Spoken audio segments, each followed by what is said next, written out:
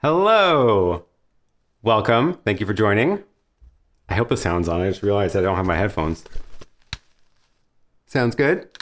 All good. Good morning, good afternoon, good evening, wherever you're joining from. I decided to get a little bit dressed up today, so you get to see me in a shiny suit today. How is everybody doing? And yeah, nice to see everybody in the chat. Thank you all so much for being here. Thank you for joining, and thanks for 10K. I'm flattered. I'm so happy to be here, and thank you for all of you who continue to tune in every week and hear what I have to say. So happy to answer questions again today, but really just going to talk about anything you want to. And as always, I don't really have a plan other than chatting with you all in the chat here. So first of all, let me pop up a map here and see, so we can see where everybody is joining from. And if you are joining live today, go ahead and say something in the chat and say where you're from. Say hello from wherever you are joining us from. And we are going to see who we've got today. Hello, everybody. And again, thanks all. Oh, my little face was supposed to be in a circle. There we go. That's better. I also got a new prop for my background, which I am very excited to fill out now based on this chat. I'm going to start putting pins on this globe after the live streams. After I see all the pins on the map, I'm going to go back through and drop actual pins onto this. So it'll be fun to see this fill up. I'm going to leave that in my background here.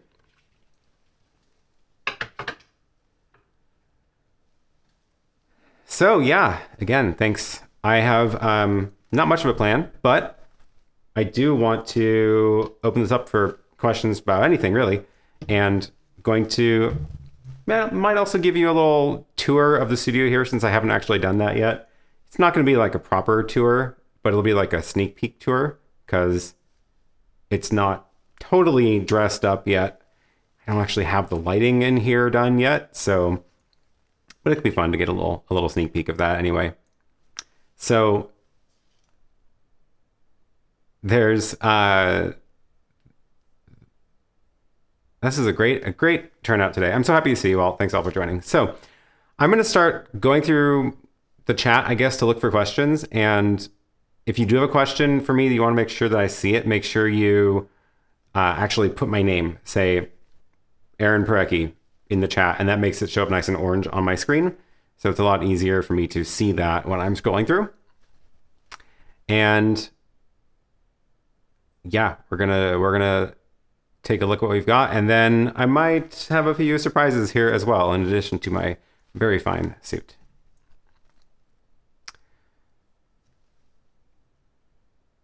All right, what have we got here? We've got, let me scroll back up through the chat and put the chat on the screen. Oh, by the way, I am back to my 2 ATEM Mini setup today, and I'm not using the television studio anymore because that was just a little bit frustrating dealing with the limitations of the television studio, which I had forgotten they'd improved so much on the ATEM Mini. So, all right, what have we got in the chat? Jason says, I subscribed to the newsletter and did not get an email for today's stream. That is true because I forgot that I had to actually do that today because I launched the video this morning, but that was a scheduled launch. So yes, I will remember for the next one. If you don't know what Jason is talking about, then I am, oh, thank you for the super chat. I just saw my lights change. So what Jason's talking about is in the video from this morning, I announced have a email list where you can get notifications when I go live. However, that does rely on me actually sending out the email, and I did not do it for today's video because I forgot. So I will not forget for the next one. But thank you, Michael, for the super chat. And this is a great way to skip the line for questions, by the way, because it makes my lights change in the background, and then I will actually see it. What do we got here? Does a USB hub impact drive performance, especially with the ISO and the drive requirements to record multicams? Does Resolve use the combined file or just the multicam files? This is a great question.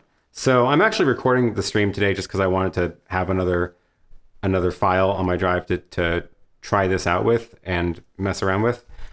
So they did actually mention that you can record through a hub. Like Grant showed that on their live stream when they announced the ISO. And you do need a good hub. Like it has to be a fast hub. So it'll definitely impact performance if you are using a hub that does not support like USB 3, right? You need a fast hub, which is why they added USB 3 in that model. Because it is recording quite a bit of data. It's all 4 cameras at the full high resolution. I think it's like 70 megabits a second.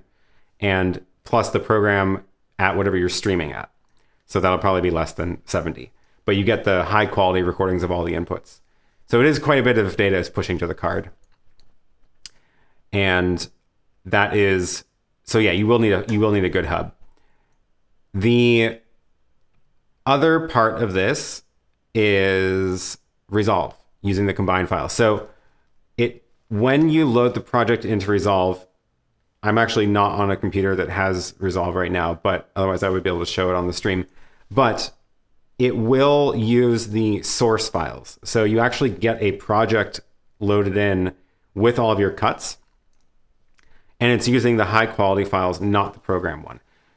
The downside right now, like the limitation right now, is for some reason, it doesn't include any of the upstream key functions in it. So if you're doing picture-in-picture, it doesn't actually record that into the project.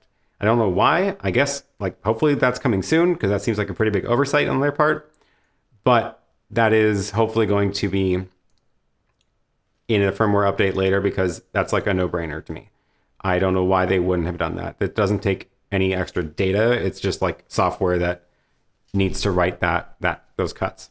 But it does use the original files when you load it into Resolve.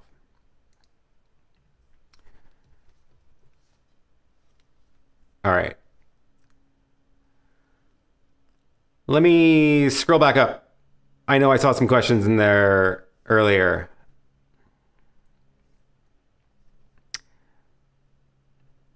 Alan says, how did you run 2 instances of the ATEM control software? I tried copying it. Nothing worked. Yeah, I tried this earlier, like a couple months ago. It didn't work. And then I tried again, and it totally worked. And the cool thing is that I can now control both of my ATEMs from the same computer simultaneously. Let me double check that's actually going to work. And then I can share this on... Am I pushing my luck with this? I probably am. I will... Yeah, now it's not launching the second one. Oh. The second one's just opening and quitting immediately. This is definitely not something that's like supposed to work. So I'm not surprised it is flaky. But I was able to, like last week, I had 2 copies of the program running. I just copied it in Finder on my Mac and it worked fine. And I launched 2 side by side. But I wasn't able to get it to work before, like when I tried a couple months ago. So I have no idea. Definitely a weird hack. So I wouldn't count on being able to do that. Thank you, Tim. This is a jacket. All right.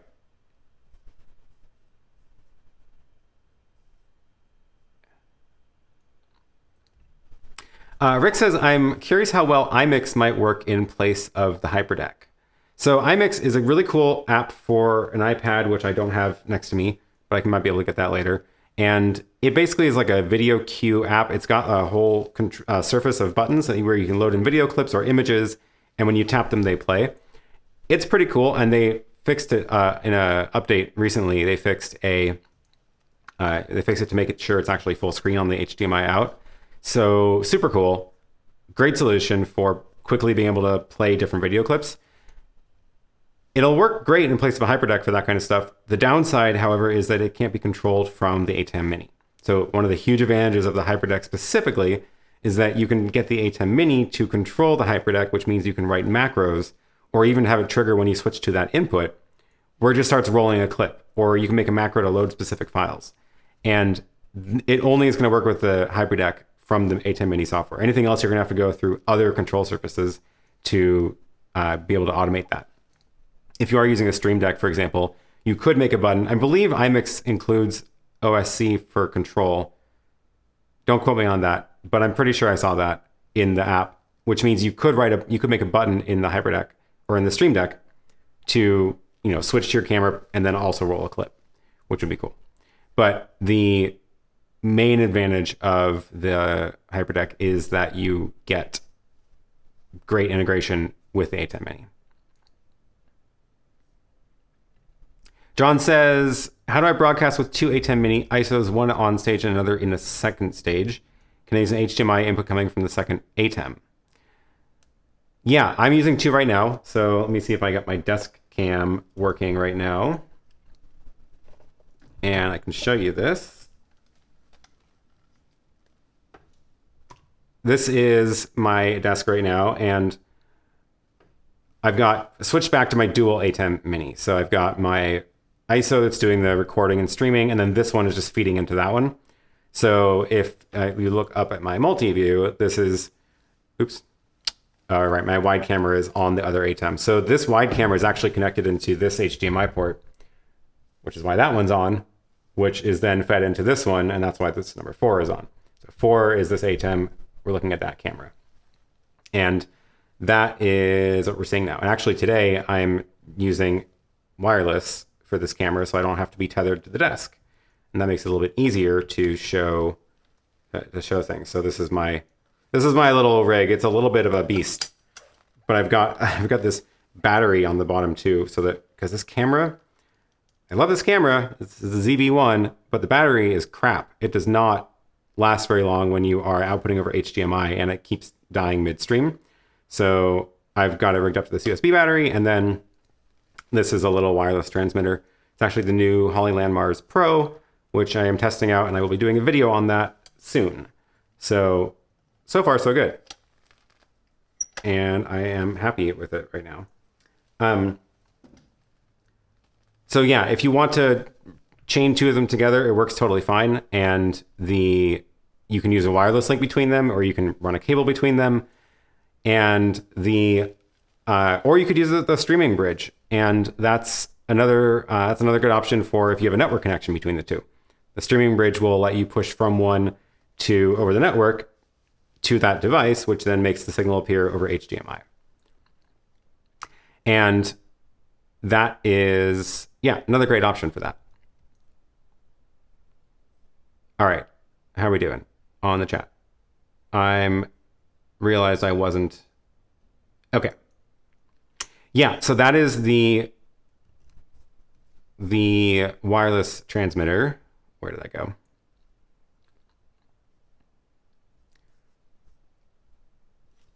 The wireless transmitter, that's the Hollyland Mars 300 Pro.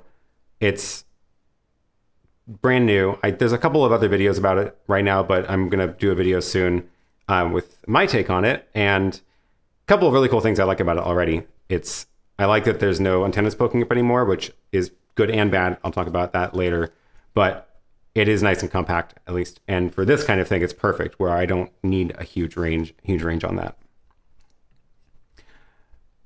Cool, okay.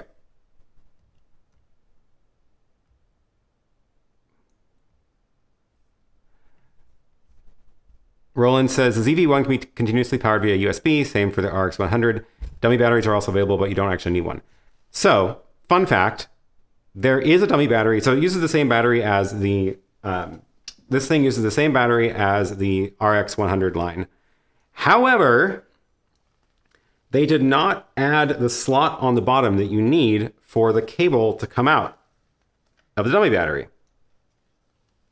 Normally, there's a little notch in the battery flap so you can run the power cord out. This doesn't have one. So, like, you can buy the dummy battery for the RX100, and it'll work, it'll power it, but you can't actually like close the battery flap. So that's pretty annoying. And I returned it because I was like, this is not going to work. It's just not going to happen. And I'm kind of annoyed about that because I feel like that was a pretty big oversight. So the USB power though does work fine. So I'm powering this over USB attached to that little battery on the arm. When it's mounted on my desk here, like in past weeks live streams, it's powered via a wall adapter. The only thing I've seen is that sometimes if the battery drains too far, it can't be actually powered via USB until the battery charges back up a bit, which is again, like, come on. Why can't I just power it over USB? Why do I need a battery in there? So anyway. Yep. Minor frustrations, but I do like the camera other than that. All right. Let me take a look back through the chat here. Where was I? Rick says, you might ask people to like the video. That's a good idea. Please give this video a thumbs up. Oh, I don't have my little like animation loaded up here, so you just get my hands instead. But give this video a thumbs up. It helps. The algorithm likes it. And thank you all. Clifford says, do you do similar streams for your OAuth stuff too? I do, actually. I do live Q&A every other week with a coworker where we both answer questions and talk about OAuth news. If that's something you're interested in, then that is on the Okta developer channel. So go take a look at that. And I think the next one is not this week. I think it'll be the week after this. But anyway, it's just posted on there. And yeah, it's fun. We have a good time. We chat about software and security stuff. Christopher says, at what point would I opt for an ATEM Mini Pro ISO instead of just the ATEM Mini Pro? The only difference between the two is that the ISO can record each input simultaneously to the drive. So if you are doing shows that you might want to edit later, that's where it's useful. If you are live streaming and then you don't care about editing after, don't worry about it. Like actually I don't think I've ever actually edited one of these shows. These live streams I just do, I let them run. I don't even record them locally normally. I just push them up to YouTube. That's the video that gets archived. I don't touch it again. If I were doing if I was filming somebody else or like a conference or a performance where I might want to be live streaming real time, but then make a better version later of like an edit, then having the ISO recordings of each input being recorded to a separate track, that means you can get way more ability to edit that down later because you can actually change the cuts you make. If you cut from one camera to the second camera and you miss it by a half second and you miss all the action, well, on the live stream, you're out of luck, but in the edit, you can go back and change that cut. That's the only difference. And that is, if you don't need that feature, don't get the ISO because the ATEM Mini Pro is the exact same hardware otherwise.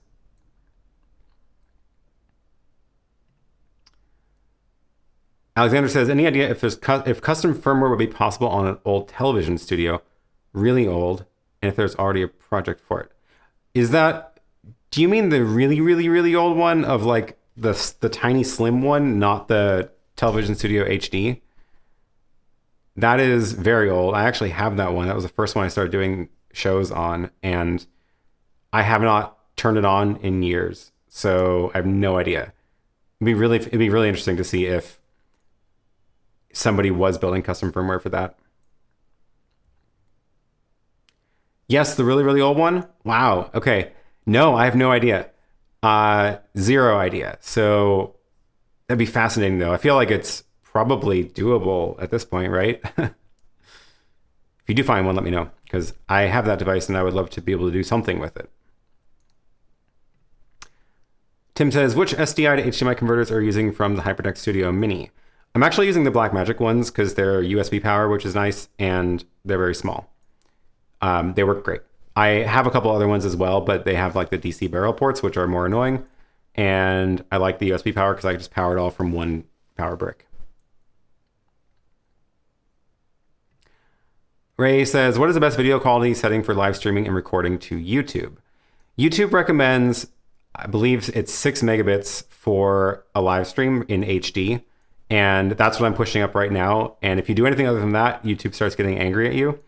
Either lower or higher, they start getting mad. So that's the best you can do. And this is what you're looking at. This is what it looks like.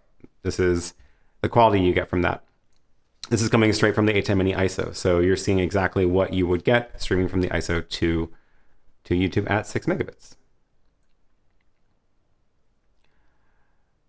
John says, what's the best way to broadcast to a Zoom without using the USB webcam output? I still need to record using the USB-C. So this is definitely the limit, and this is why in my wish list video that I did 2 weeks ago, I asked for 2 USBs or 2 HDMIs or both, because yeah, this is the problem right now, is if you're recording over USB, you can't plug it into your computer via USB. You still have the HDMI out, but if you want that for multi-view, you can't use it for recording or bringing into your computer that way through another capture card. So you're kind of just out of luck, right? There's not a lot of good ways around this problem. If you don't need multi-view, you could use a separate USB capture card to grab the HDMI from the ATEM into your computer. That would work for Zoom. And so that you can also record to USB-C. But yeah, it's all these trade-offs. So yeah, also Zoom will record itself or to the cloud, locally or to the cloud. I will say the recordings Zoom makes are not the quality you're gonna get from the ATEM. The ATEM will record much better quality. The Zoom recordings are severely compressed. So keep that in mind. And I just saw another super chat. Thank you very much, Joel. I really appreciate it. Thank you for the super chat. And thanks for turning my lights yellow. All right. I'm going to take a short break because I brought a little treat for myself to celebrate. I'm going to make a mimosa. It is Sunday morning in Portland. And I think that I get to do that if I want to, because, you know, this is my show. So tell me what you all are excited about. Mix on stream. I am going to mix on stream. And tell me what you're all excited about what you are doing next. All right, here we go. Oh, this is one of those not cork caps. That was a lot stronger than I expected it to be.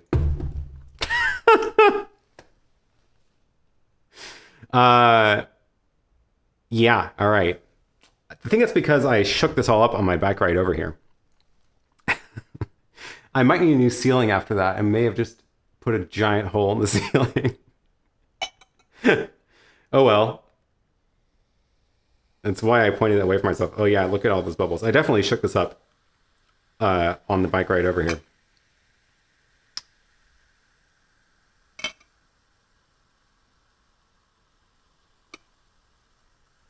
My other camera is up in the corner probably caught that. I should go back and look at the replay of that.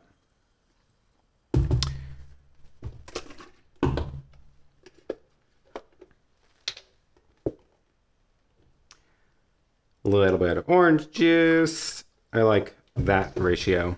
All right. Cheers. Thank you all so much.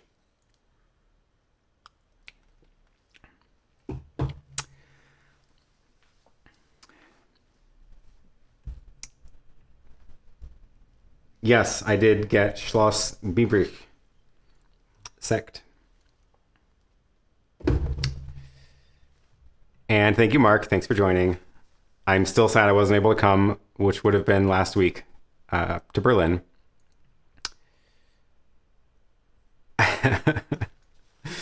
All right. Let me take a look back through the chat here. Where were we?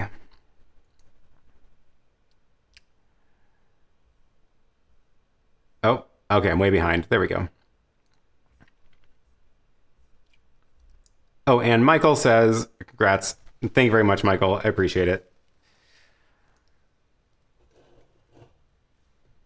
Tim says, I think I need to make myself a new jacket. Yeah. This is a fun jacket. All right. I'm going to scroll back so that I don't get too far behind in the chat. Jamie says, I actually got an advance notification 30 minutes before YouTube that the live stream was starting today. Well, I'm glad. It's extremely flaky, so I'm glad you got one. Mike says, can you use a Raspberry Pi as an RTMP decoder, similar to a stream bridge, so that you can use the Ethernet out of the ATEM Mini Pro as another program out? You can. And that is the video I shot yesterday, which I'm in the middle of editing right now. I am actually editing a tutorial about how to do exactly that. So look for that this week. I should be able to get it out this week. I'm going to shoot for either Tuesday or Thursday. And yeah, it does work. Like, you can basically make a streaming bridge out of a Raspberry Pi. And it's not as hard as I thought it was going to be. I was worried that the program, the module that does RTMP decoding, previously it had to be custom compiled like into Nginx, which is just a little bit more work. Now it's just like packaged up all nice and neat. So it's very doable. And I am very excited because now that means I can actually start trying some of these remote workflows. So yeah, keep an eye out for that video. Can you show picture-in-picture cropping to a circle? Yeah, totally. So this is a cool thing, and I realize it actually looks a lot better in my map view when I have myself in a circle. So let me pop over to my ATEM screen so you can see it. So we're going to do this one so that you can get them. You see the multi-view. Get rid of the chat. This is my computer. Oh, you don't need to see that other camera. There we go. This is the multi-view of the ATEM that is not streaming. So let me go switch over to the other ATEM so I can fiddle with that one. So this is the multi-view that you're seeing now, right? So there's the switching the camera. What I'm going to do is put the graphic up here and then, okay, so there's the picture-in-picture. So upstream key, you go into this pattern section. And this pattern section, again, make sure you choose which camera you want to place in here. But this has a whole bunch of these options, like a diamond or a circle. So right now it's a fuzzy circle because of the softness. So if you lower the softness, it'll crisp up. And then you can change the size. Oh, that's the size of the circle. You can use the flying key to scale it. So this is where if you want to enlarge the circle, you can even go like extra large, which is weird, but it does work. You lose resolution or detail, I guess, but it does work. And then you can, of course, position it anywhere you want. So yeah, totally. It's kind of fun. And at first I was like, why would I ever want to use these? This is silly, silly little gimmick.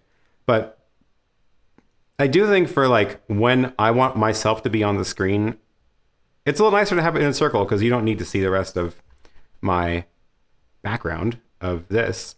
It's not helping any. So yeah, it's kind of cool.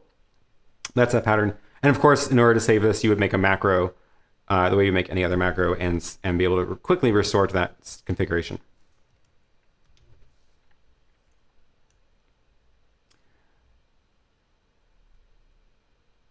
Michael says, I've tried to run the ATEM software on 2 different computers in the same network to control 2 ATEMs, and it seems to have issues.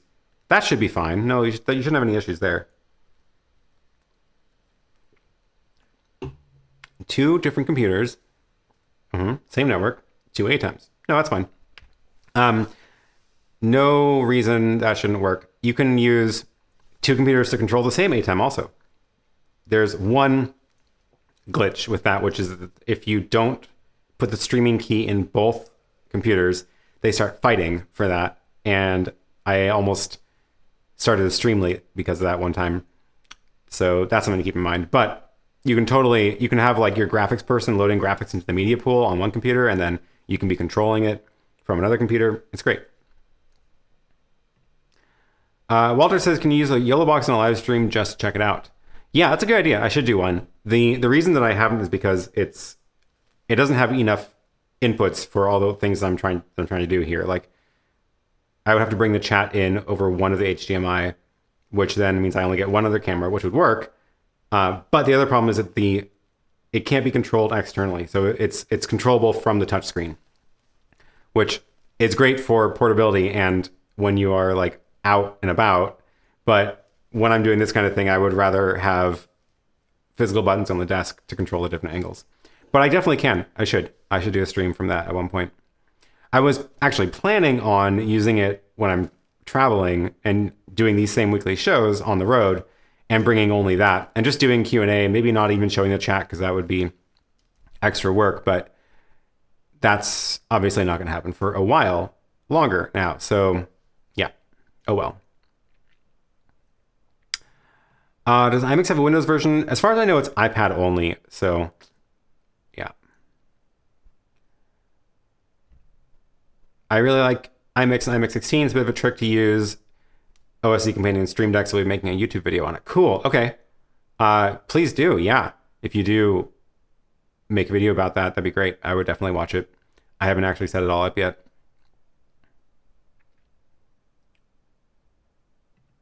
How much latency is on the wireless transmitter?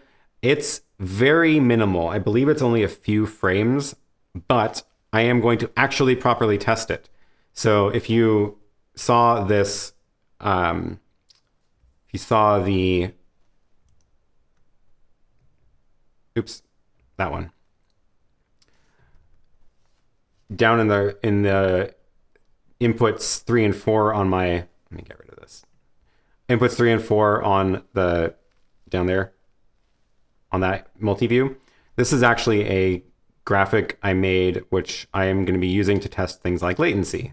It is for being able to measure how far off sync is. It's also like stressing the limits of the MPEG encoding, and in different ways it's testing the color range. You can see every little block is doing something different. So that thing running across the bottom, in the middle it turns green for 1 frame. This one's at 30 frames a second, which means you should be seeing it accurately on YouTube right now because I'm pushing this at 30 frames a second. And this is, I just realized I can make this full screen. Oh, right. I shouldn't do that. It overloads my monitor when I do that. Okay. That graphic takes so much bandwidth that when it runs from like my multi-view here, it overloads the cable between my desk monitor and the other monitor. So my tiny monitor shows it fine, but then my big monitor starts flickering and dropping the signal because it's too much bandwidth to actually send that video through, which is hilarious. But that is why I am using that to test the limits of these encoders, and I'll be able to measure the exact latency down to the frame of these different wireless transmitters.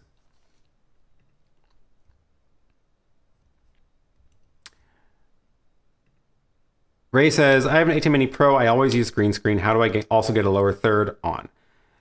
So you can do this, and the way that you do is actually similar to what I'm doing right here. So if I go back to showing you this view, you're seeing me up in the corner as I should go back to the other ATEM. This is the live one doing this. So I'm up in the corner right now because I'm on this pattern. If I were to switch to green screen, it would work too. So if I go back to fill main camera and then I have to sample the color. There we go. Let's try that. All right.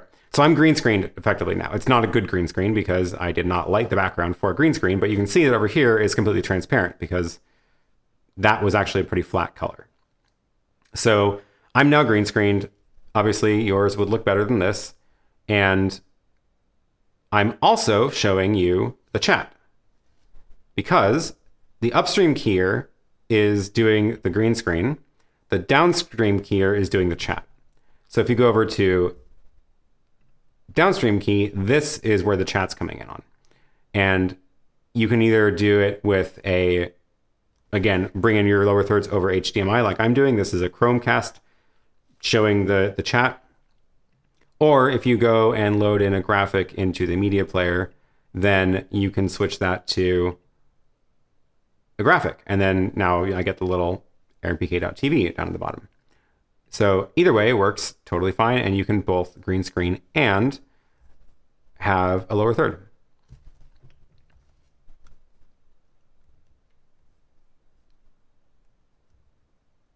All right. Where was I showing the chat?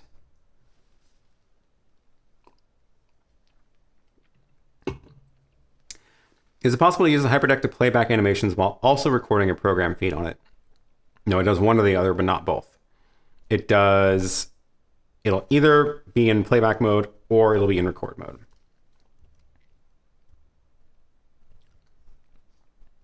Camille says, what kind of new features do you expect in the next update of the ATEM Mini, and when do you expect it? Thanks and congrats, up to 100,000. Yeah, let's do it. Let's get to 100K. That's my next goal now, I guess. And what kind of new features do I expect? I have zero idea because I've been terrible at predicting every feature they've added. And all I can do is give them my wish list, which is my video from 2 weeks ago. So go take a look at that because I had a lot of fun making that video. And it was, yeah, I have a wish list and I hope they make it, and I hope they make it this year, but I have zero idea because they've surprised everybody every time. And thank you, Jordy, for the super chat. Curious if you've been able to rely on a mobile router in real world situations. So I have, however, I have not done nearly as much of this as I would like to because all travel has stopped this year. So you know what I should do is try to just do one of these live streams from a park at some point. Just like go to a park and try to run one of these live streams from an LTE connection. But I did actually live stream, I believe, like actually it was 2 or 3 conferences from an LTE connection because the venue didn't have fast enough Wi-Fi and couldn't get me an Ethernet drop to the table. So I just set up my phone and streamed from my phone's connection. And one of the times that was the Sling Studio. I was using the Sling Studio as the encoder. So I was using my whole ATEM bike rig to do all the switching and feeding the local projector and stuff like that. But then the output of that fed into the Sling Studio, which I was only using as the encoder. And the Sling Studio was connected over Wi-Fi to my phone's hotspot, and it totally worked fine, 100%. So yeah, I would, and that was several years ago too, so things have only gotten better really. I would have no problem, like at this point, relying on LTE for that. But I should actually put it to the test and try it sometime. Maybe soon because the weather's about to change and it's still nice out right now. All right. This is, where was I? Let me scroll back up.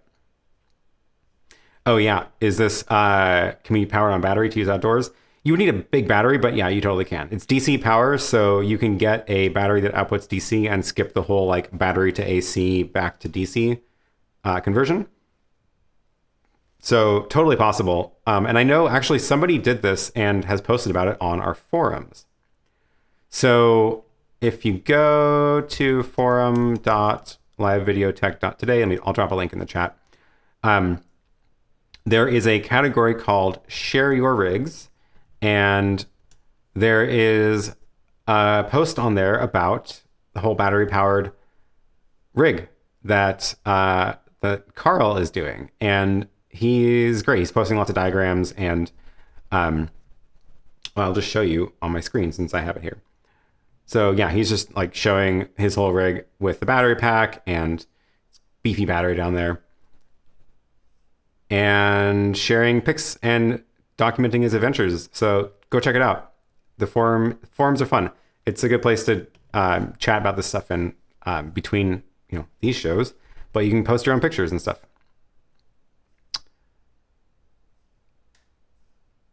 All right, scrolling back up through the chat.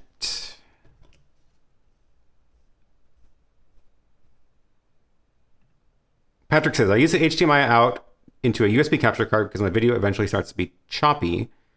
I think it has to do with my Mac. Cheap USB capture cards won't work with it.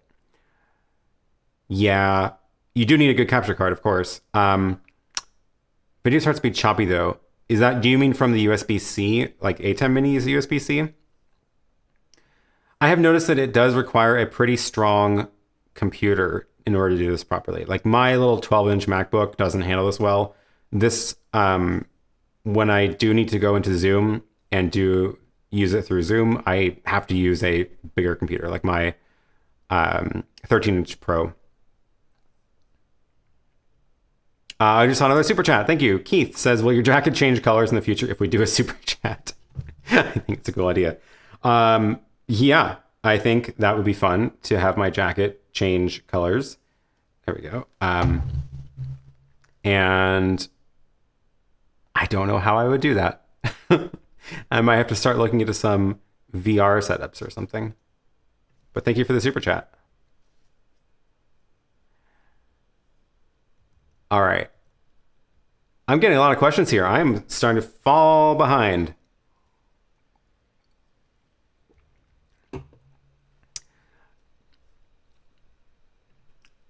Oh, Lily says you should get a green screen jacket. Oh, of course. This might actually be green enough or colorful enough to work. Let me try something here. I'm going to go, no, this one, into chroma key. And we're going to change the key color. We're not going to make it green. We're going to make it my jacket color. There we go. Turn that back on. Now I am wearing a black jacket. And I should be able to change the color here. Oh, darn. That's changing the video color. Right. That makes sense. Not quite what I want. How do I change my, oh, right. Okay. Because I'm over the background, of my computer, which is black. So let me go full screen and reset the position. And oh my gosh, my lips are close enough to the jacket that they are getting transparent. So not the best quality because I'm not wearing a flat green, but you do now see sequins that are showing my computer screen, which means if I change the background to a color, I can change the color of my jacket. And let me tweak this key a bit. Let's see. Let's isolate so that's not so much on my lips, and change that and change the key edge. There we go. Okay. Now I've got a white jacket. Let's change the color generator to green. Is that going to work? There we go. Now I can change the color of my jacket. It's pretty fun. If I actually wore a proper flat green jacket, this would work a lot better. But hey, all right, I'm gonna wear an orange jacket while I take a sip of this.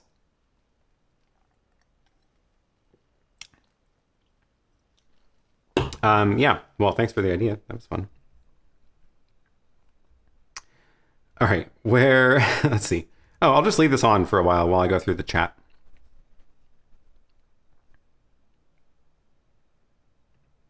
I need to help you with a green screen fashion video. Sure. Thanks. Oh, I should make my jacket change to your super chat color, which is about there. Thanks. Onwards and upwards. There we go. All right. I'm having too much fun with this. Let's see. Where were we? Oh, yeah. Oh, I'm way behind in the chat. Okay. Yep, there we go. Yes, the really old. Yes, that was from the TV studio. Amazing jacket. Thanks. What cameras would you advise are the most useful and versatile to use with the ATEM Mini Pro ISO? The it doesn't actually matter that much. I feel like it matters more about what your other needs are for a camera. So, for example, the Blackmagic Pocket Cinema 4K cameras, or 6K, can feed the ATEM Mini and can be controlled by the ATEM Mini, which is super cool. So that lets you send commands from the ATEM to the camera, like changing the focus, changing the color grading, and changing the aperture, things like that, which is cool. So that is that's one thing. If you don't care about that, any other camera is fine. What I'm using right now is the Lumix G7 because it's cheap enough that I don't mind leaving it permanently attached to my desk and not being able to use it for anything else. And it's fine. Like, again, it has some limitations. Like, you can't, if you hit record on it, then it doesn't output over HDMI anymore. It's busy recording. So you don't want to use it for recording. You don't want to use it for live streaming if you need to also record in camera. Whereas some of the fancier cameras can do both at the same time. But again, for this, like, I don't care about that. So I never record on this thing. The other way you can go with this is like cheap camcorders, which are, again, not like going to be as high quality as something with a nice fancy lens. But one of the advantages of the camcorders is that they probably will be able to record and output over HDMI at the same time. Plus they're very small, built-in lens, ready to go, powered via battery. Like, they're great, right? So I use those sometimes, but it's all about just like, what's the actual workflow you're going for here.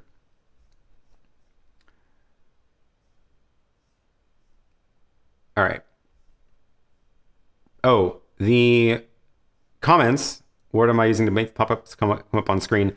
This is some custom CSS and JavaScript that I've been helping write. I didn't actually create it myself. I was about to go create this, and then I found somebody else had just done it. So this is totally blanking on his name. I put a link in my link to this code is on my GitHub account. I'll drop a link in the chat. This is YouTube chat overlay, and then I linked to his video, or yeah, where he actually went through setting this up. So I've been tweaking it a little bit since then, but it's mostly his CSS. And yeah, I love it. I'm thinking about packaging this up as a browser extension, which will make it a little bit easier for other people to actually use. But right now, you can use it if you are willing to go through the hoops of like copying and pasting some stuff into your browser.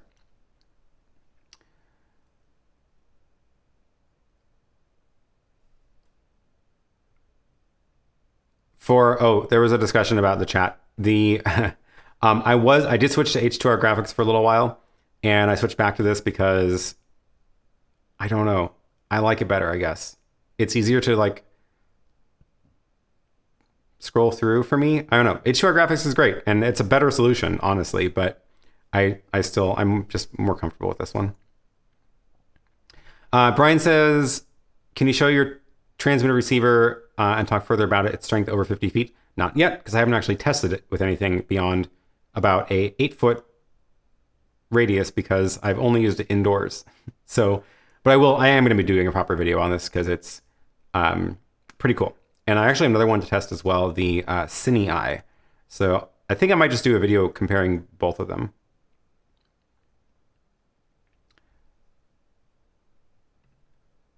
How's your experience with the Blackmagic cinema camera going? I have been using it for filming mostly B-roll right now, so product shots, and I've obviously switched to it for this live stream. I don't know if I am going to switch to it for the live stream. I'm hoping to switch to it for my main like talking head videos, recordings on my other videos. Although I'm still shooting those on the GH5S. One of the but I have started using the Pocket 4K for the product shots when I'm doing close-ups and things like that. I think it's I actually really like the high frame rate. It's just like a button you can toggle really quick, so you can start shooting at 60 frames a second on a 24 timeline and just toggle really quick back and forth, which is great for shooting those kind of shots.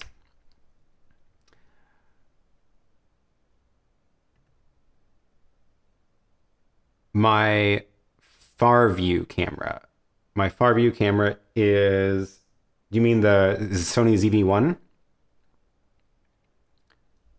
That is the one I'm using for that wide shot, which I can take you around the room, I think, if I've, yeah, battery's looking good on that.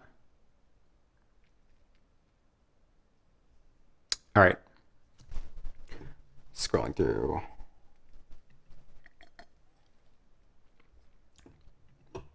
Russell says, will you send out a notification on the email list for the RTMP Raspberry Pi video? Yeah, I will. I will make sure that I send out emails when I post new videos to that list, because I think that is a great way to keep in touch with you all. Oh, I should drop a link to that in this video, because I just realized it's not in the description of this video. Right now, it's only on the this morning's video. Which, by the way, if you haven't seen yet, you should go watch it. It is a giveaway for the YOLO box. So they were very nice enough to hook me up with another one of these to give to one of you. So if you are subscribed and have left a comment on that video, it's the newest video on my channel, then you might win it. So that is pretty cool. And if you also are interested in getting notifications,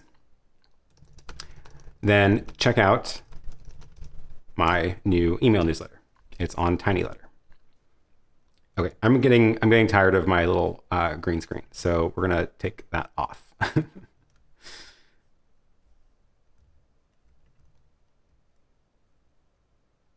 All right.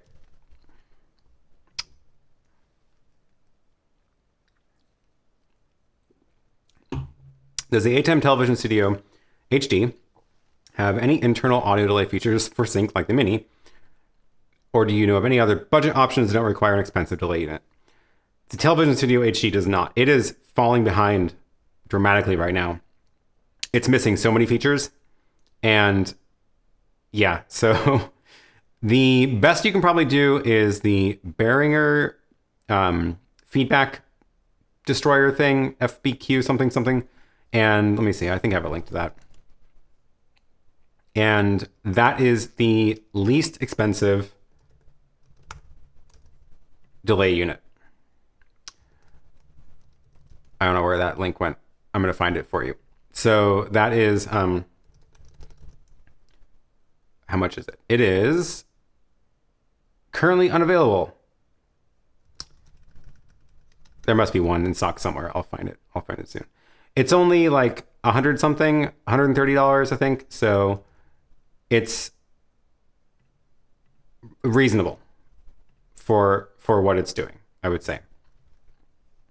Well, okay, it's out of stock, but I'll just drop this link in anyway. You can find it somewhere else, probably. So this is probably the cheapest option. And that is, depends on your definition of expensive, I guess. But that's why the ATEM Mini is so good. Ooh, this is a fun one. Why do radio waves transmitted by talkies affect the transmission of signals via HDMI cable? Ooh, yeah. There's a lot of... This is... I don't know if I'm well enough versed to give a concise description of this, but the short answer is there's actually very little difference between radio waves and sending signals in wires. Wires just sort of like guide the radio waves in a direct line, but it's not perfect. So like they still get out or can absorb radio waves from externally. So if you run a signal through a wire and have like a high power transmitter next to it, you can definitely interfere with that because it's still like radiating right next to it. That's why you don't want to run your like Ethernet lines right next to your extension cords or power lines. And you'll find that certain things will affect certain other things more than others because of the wavelengths they use. And walkie-talkies are actually relatively high-powered devices. They actually are pretty strong signal they put out. So if they are very close to cables, they can often interfere with those cables. again, it totally depends on like how much shielding the cables have. So the more expensive HDMI cables will have better shielding so that they will block more of the external interference. So if you are having trouble with that, I guess get better shielded cables. That's going to add cost, of course. But that's probably the best you can do. Again, but again, if you also just like move things farther away from each other, that helps too. So it's like how, you know, a light bulb it looks brighter on a wall when it's closer, right? And then you move the light bulb away and the light on the wall gets dimmer because it's farther away. And the same thing is true with the radio waves as well.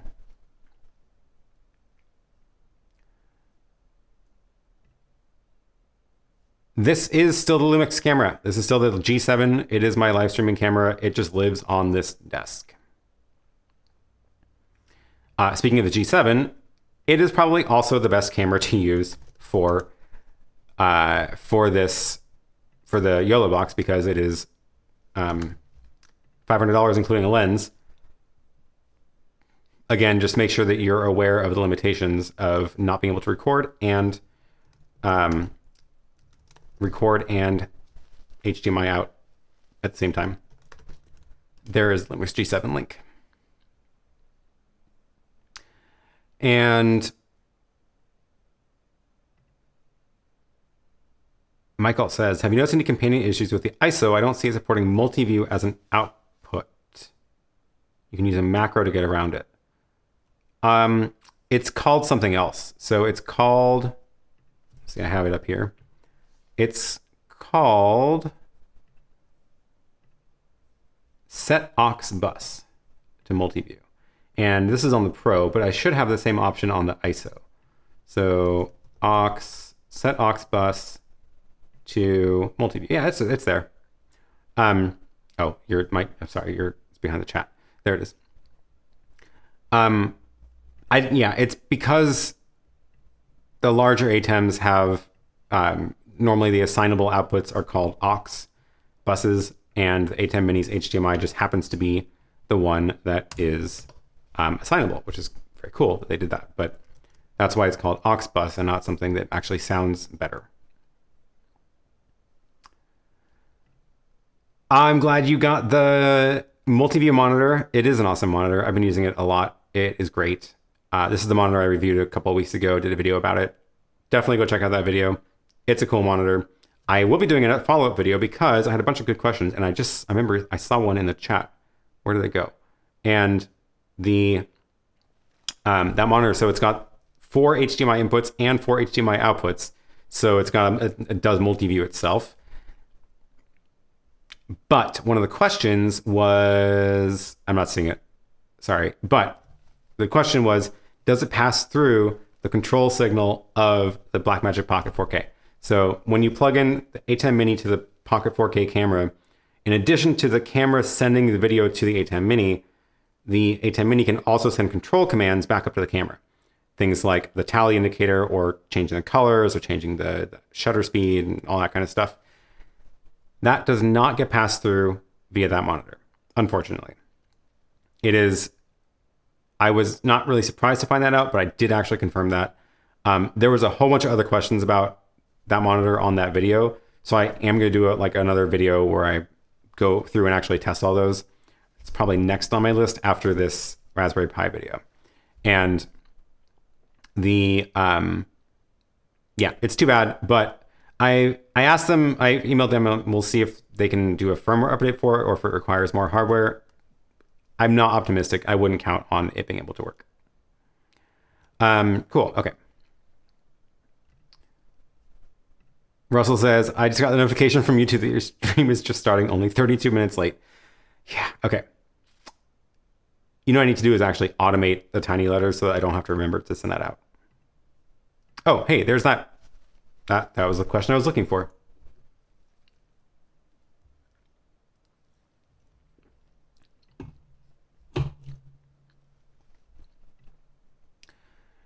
Any guesses on why ATEMs are so enamored with picture-in-picture? Professional TV productions almost never use picture-in-picture. Side-by-side would be more useful.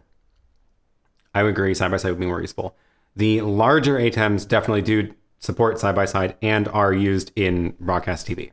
So they call it super source. And that's where you can actually scale one video over here, one over here, put some background on. And it just that it takes a lot more hardware to do that. So they don't do that until the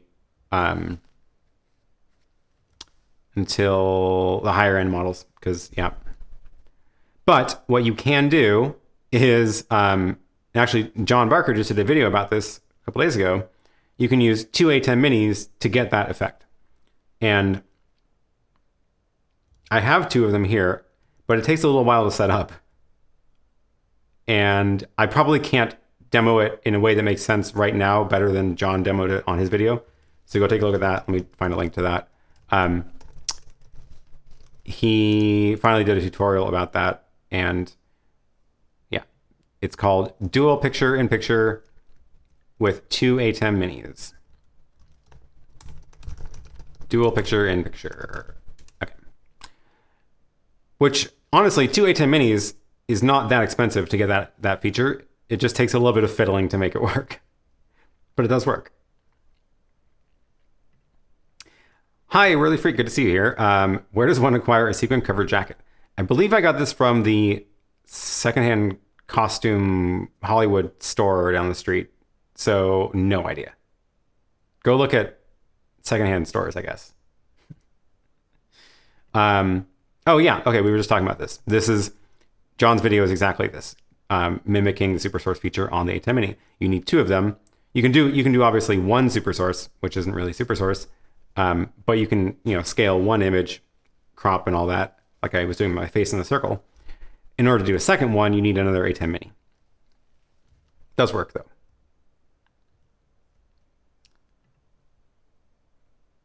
Steffi says, how to avoid video lagging using the ATEM Mini? Is it due to low computer RAM? I'm using OBS. I don't think it has to do with RAM. I think it has to do with the processor. So the MacBook Pro 13s have a quad-core CPU. It works on those. If you only have a dual-core CPU, it probably will be laggy. So my 12-inch MacBook is not quad-core, and it does not handle it very well. So it doesn't matter what the program is, OBS or Zoom or anything. You really do need a beefier computer for that to work well, and quad-core seems to work fine. Sometimes it does still have problems, like if it's been going for a while, or if your computer is busy doing other things. And OBS, unfortunately, takes a lot of CPU to do all this other work. So if you're doing OBS plus a bunch of overlays or multi-cameras, that'll be a problem as well. The other thing to look for is use a high-quality USB-C cable and connect it directly to the ATEM Mini. Don't go through a hub. If you're going through a hub, it'll probably cause problems as well because it's sharing that with a bunch of other devices.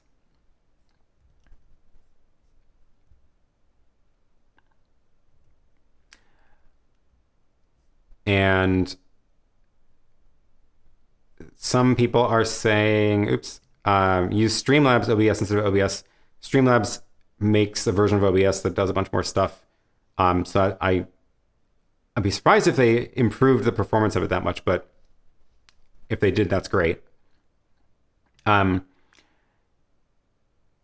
a computer can't handle it, use a cheap $6 HDMI input. Is that like the little capture cards that are super cheap? Yeah, some of those. So the reason that this is different is because the ATEM Mini is sending motion JPEG frames out over USB-C, which basically means a bunch of frames all in a row. Oh yeah, which if you switch to 30 frames a second instead of 60, that'll also improve things probably. So 60 frames a second means it's sending 60 frames every second. And it's not really compressing the video other than compressing each frame individually. Some capture cards can output a different format where it's more like a video stream. So some of those cheap capture cards even can output that. And that might give you better results on lower powered machines.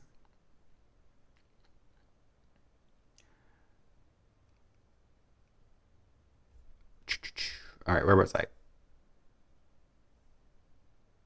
The bug in my chat is appearing now where after a while the cells get reused and then they start looking like they're ticked off. My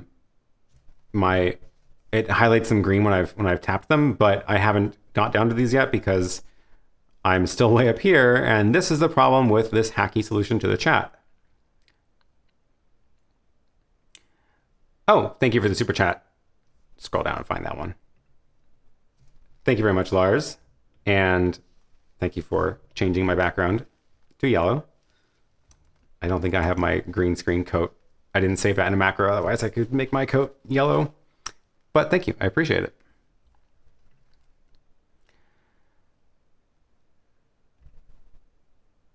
Here's a good question. Regarding the audio delay feature, how much time in milliseconds is one frame of delay? Math will answer this for you. So at 60 frames a second, oh, thank you for the super chat, Marlon. I'll get to that in a second.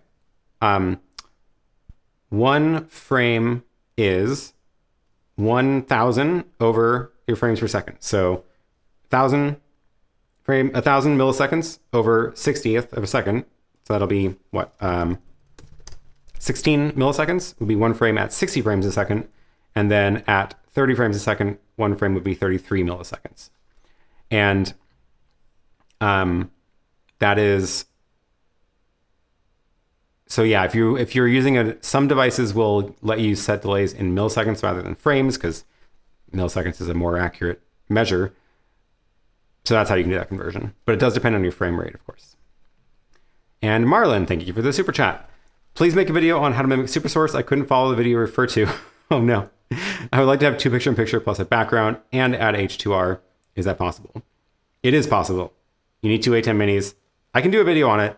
I feel like the more the merrier, right? I haven't actually watched John's video yet. I didn't know that he said it was more difficult to explain than he expected it to be, which I'm not surprised, which is why I haven't done a video about it yet, because it's a piece of work to explain that.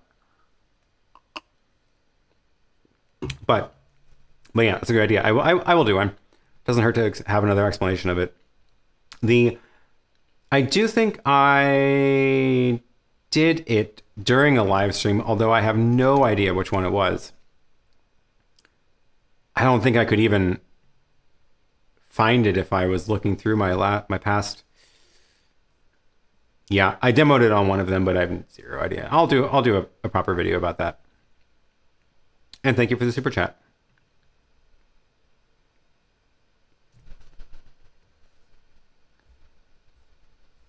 All right, let me scroll back up.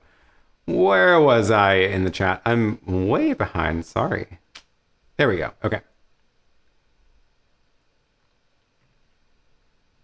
I noticed when you were sharing your screen, the bitrate drops to 3 megabits a second. Does YouTube get mad when you do that?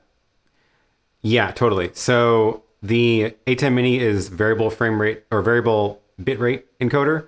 So it will use less bandwidth if it doesn't need to use it.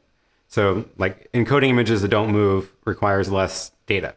So it saves data, which is great. And however, that does mean that your bitrate that you're sending to YouTube does change. So yeah, if I switch to a still image, the ATEM Mini acknowledges that it doesn't need to spend all those bits encoding that still image. So it doesn't. And then YouTube's like, you're not sending enough data, because YouTube is assuming that you're sending video the whole time, not screen sharing. It doesn't really matter if YouTube whines at you, except when you are trying to start the stream. Sometimes if you start the stream with that low of a bit rate, it won't enable the go live button. And you have to just sort of like send it a couple of high bit rate seconds, and then it'll enable the button. Then you can go back to your still graphic and turn it on. Other than that, it doesn't really matter. YouTube deals with low bit rate just fine. It's just warning you because it thinks that something is wrong, but it's fine. It doesn't matter.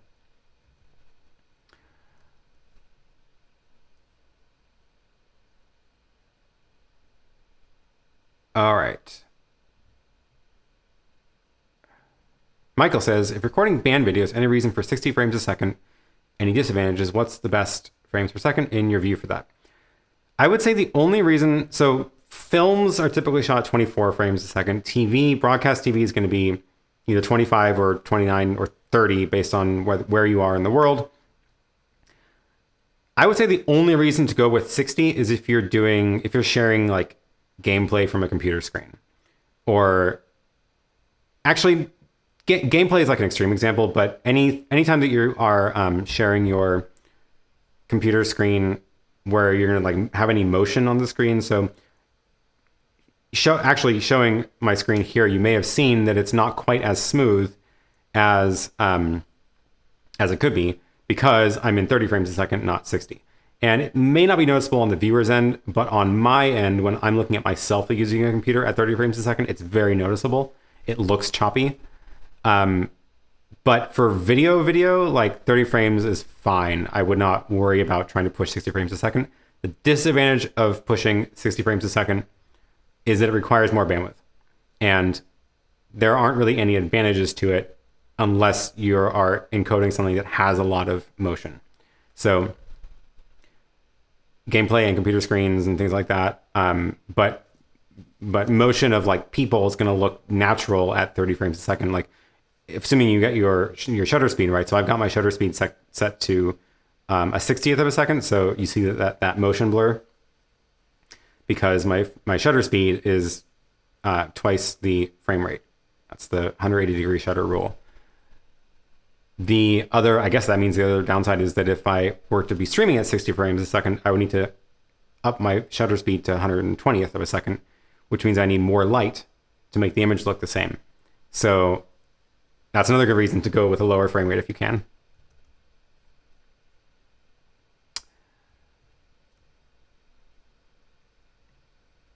Hopefully Blackmagic provides USB to DC similar to Rodecaster for all batteries. First version is probably only amps for the initial Mini. Oh, so you can get USB to DC cables. Like, I love those because it means you can power random things off of USB. But USB is only going to give you 5 volts. So it only works if your devices run off 5 volts, which the ATEM Minis don't. They require more. So being able to power those off of USB is not likely going to happen. You need some serious transformers in order for that to work. You can get batteries that can output higher volts than 5 volts, but not USB. USB-C can do multiple voltages, but I don't know. Yeah, you would need a bunch of circuits in order to pull that off in that device. So yeah, we'll see. Tim Simpson did a video on using a VMAT battery with ATEM Mini. Cool. Okay, yeah. Go take a look at that. I haven't watched that video, but that sounds great. In my experience, one must have a relatively recent MacBook Pro in order to push even 1080p 30. I agree. I have a real powerful brand new computer, still not capable of using the ATEM Mini on USB. Also have an ATEM Mini Pro, and it works great with USB on the same computer. That's interesting. That doesn't make any sense, because I'm very confused about that, actually, because I thought so I know the Pro added USB 3. I thought that was only so that it could support hard drives over USB 3 instead of hard drives over USB 2. So the ATEM Mini, well, the ATEM Mini doesn't record to hard drives, but the does it? No, I'm forgetting. No, it doesn't. Gosh, I haven't used that one in so long. But the Pro does have USB 3. I just didn't think it used it for the PC connection, but this would imply that that's what's going on here. Seems like some good testing. Good tests there. Arduino unites the world. What's that about? Did you see an Arduino in my background? I don't see one. I do see something else in the background. It's very blurry because it's so small. That's my subscriber counter. I was hoping it would look better on the camera, but it's too small. So it might just be a desk prop.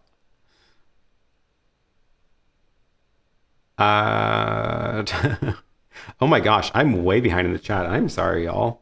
I just realized I got to the part about where I started coloring my jacket in.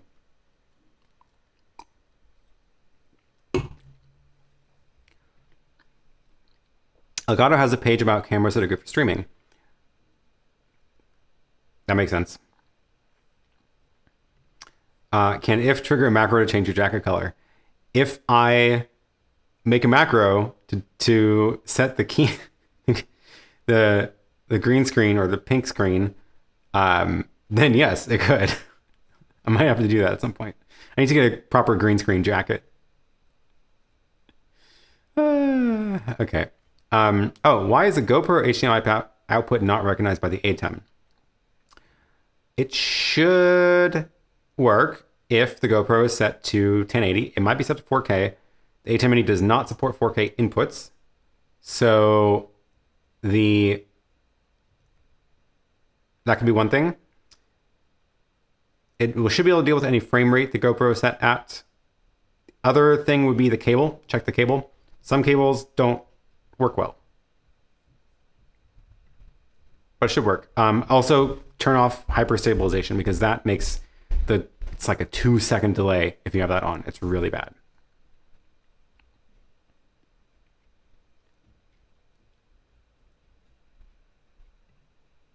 Shimmel says, is there a way to adjust colors with not BMD cameras? Not really. Like, technically, yes, but I don't think it's a good idea. I can show you what I mean. If I go back to this should work. Yeah. I'm using the upstream keyer. Turn that off. Upstream keyer pattern. So I'm in this little circle. Let me just make myself a little bigger. And when you're in I need to be in the chroma keyer. So this is that pink. If I turn it so that it's not really doing any chroma keying at all. Is there a way to, yeah, okay. So flip it so that it's not doing any chroma keying, right? This is now, it looks like I'm just picture in picture. You get these color adjustments here.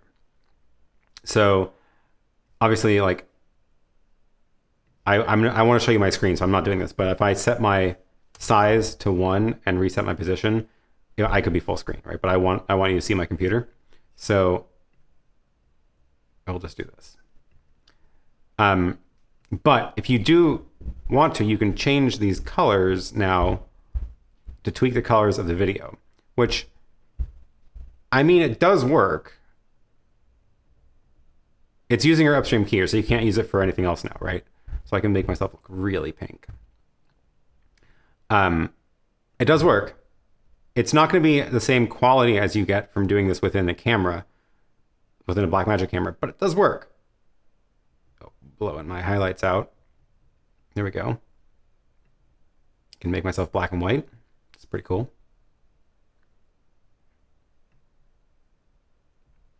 Old school, old timey. There we go. Yeah, I like it. Let's go with that for a while. And then if I change to the center and set the X to size to 1, now it just looks, I mean, yes, I am changing the color with a not Blackmagic camera. This is, again, the Lumix G7. I guess it works fine. I don't know why I think this is weird. I don't know why I don't like this. I guess it is fine. I mean, you tell me. Like, I guess I was worried that the quality would be worse, like the color quality, but it does seem to be doing a pretty good job. Kind of cool. Kind of cool. Okay. I'll leave black and white for a while. Or sepia.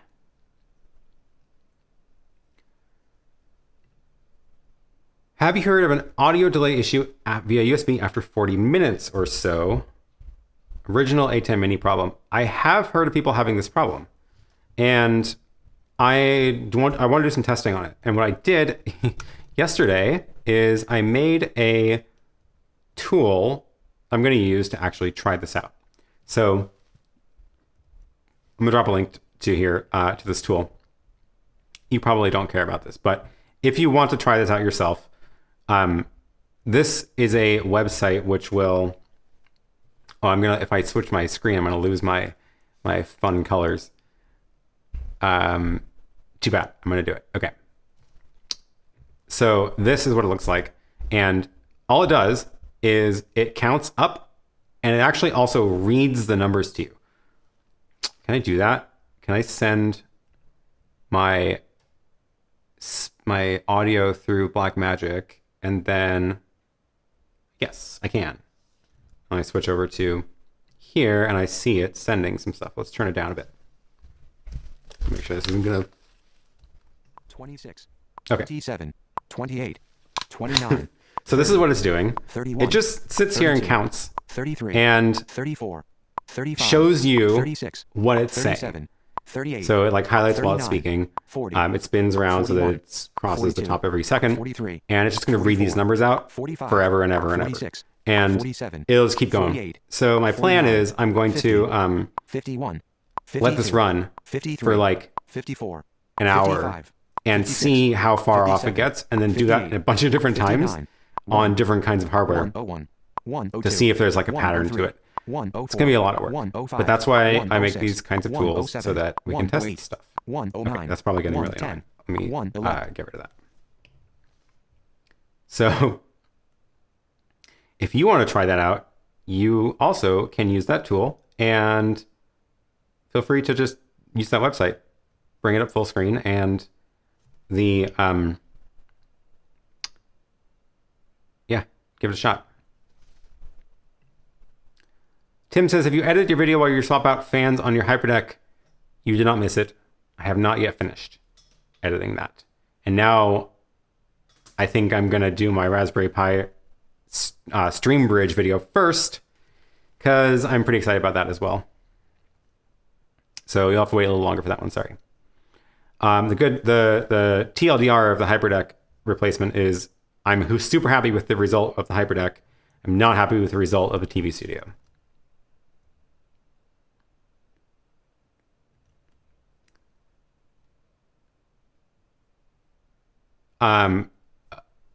Burns says, your countdown tool doesn't work right in Chrome with German. It doesn't count the numbers right or leave some of them out. So,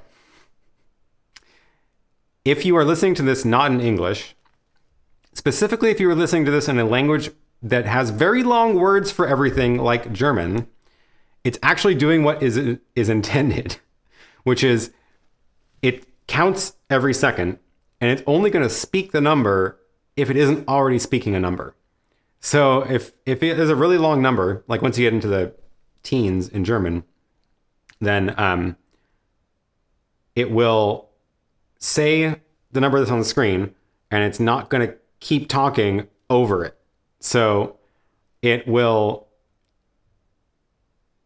the reason I did it that way is because I didn't want it to just like start saying multiple things at the same time. Like that would just be chaos. So...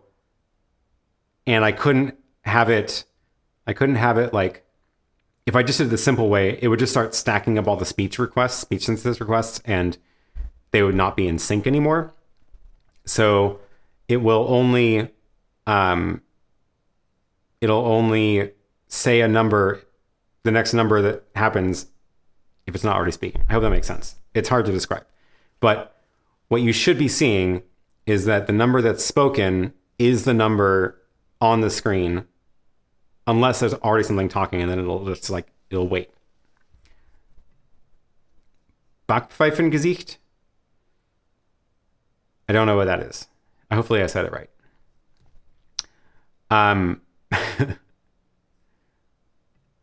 It could be better to have it say only seconds. The minute counter is visible on the screen. Anyway, the problem is that if it gets more than a minute out of sync, we wouldn't know. That's why I would say the whole thing. So I wanted to, yeah, I think it's fine. I'll actually run a proper test with it because I just finished this yesterday, and we'll see if I agree with myself after I actually use it for this.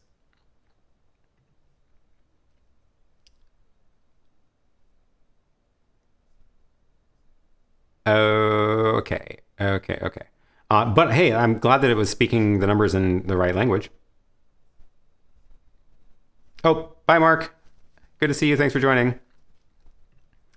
Okay.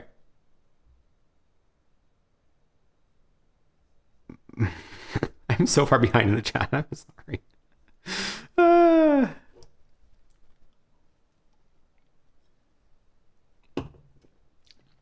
Mimosas for everybody. Let's drink every time Aaron says ATEM Mini.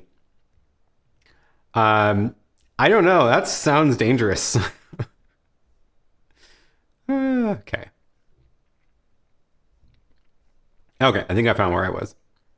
Will I empty the bottle? Probably yes. I probably will. Wouldn't the Blackmagic Micro Cinema be the ideal camera for the ATEM Mini in a broadcast setting? I don't have the Micro Cinema. I have the Micro Studio, which is SDI, which is great for the television studio, but not for the ATEM.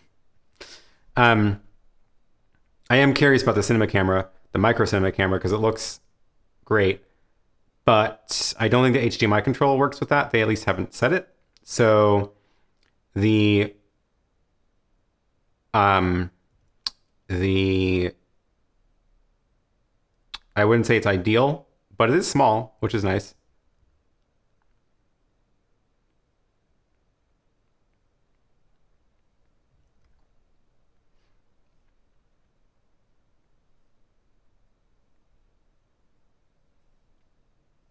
Okay.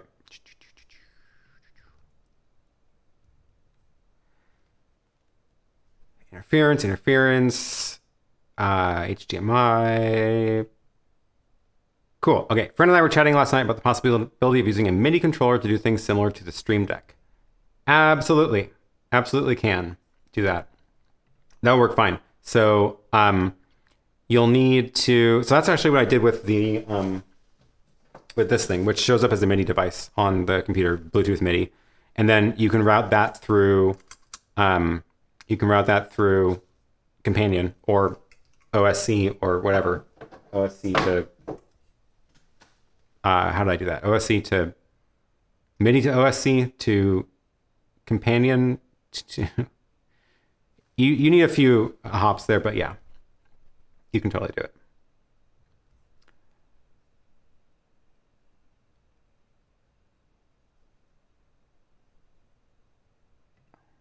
I'm trying to run macros from a push button, having problems getting Companion without a Stream Deck to recognize my ATEM Mini. If it's not recognizing ATEM Mini, I'm guessing it's not set up on the network right, so it won't work over the USB connection. You will need a network connection between your computer and the ATEM Mini. And just means they both have to be on, like your computer can be on Wi-Fi, the ATEM Mini can be plugged into Ethernet, that'll work. That's probably what's going on. If it is plugged in over the network, then just make sure that like your network settings are right. Make sure you assign an IP address to the ATEM Mini and have that all configured properly.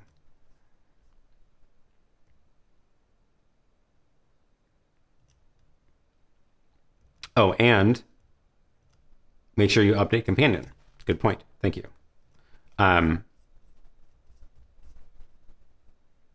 Yeah, make sure you update Companion for that because they do keep it up to date with the ATEM Mini models. No, this is the first bottle. I do not have two bottles here.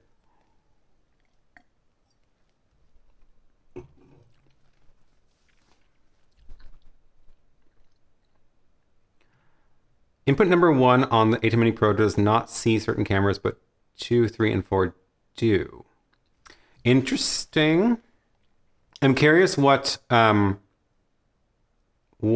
cameras, what frame rates those cameras might be sending. The thing that's special about input 1 is that it's the only one that will pass through directly to the HDMI without any processing. So if you're doing gameplay capture, for example, you want to plug in your computer into input 1 because you can then set the HDMI out to mirror the input 1 and it will not delay it. It'll like avoid a delay. So if you have, like all the other ones are going to add like a frame or two of delay. It's not that bad, but it's something. And for gameplay, that's probably not acceptable. So that could be what's going on. Or rather, that's the thing that's different about input 1. I'm not really sure why that would make it not see certain cameras. But I would be curious what resolution those cameras are sending if you can test that. Some monitors will show you, when you plug something in, will show you what resolution and frame rate is being sent. So you could try checking that way.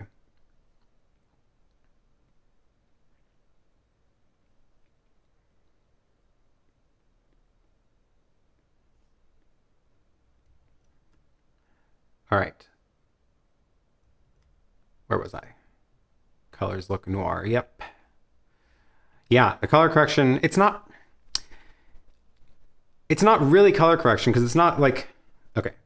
What I mean by that is there's this camera tab where you get like color controls of cameras, right? So what this does, nothing right now because I don't have a Blackmagic camera, but this actually sends commands to the Blackmagic camera telling the camera to change its own color processing.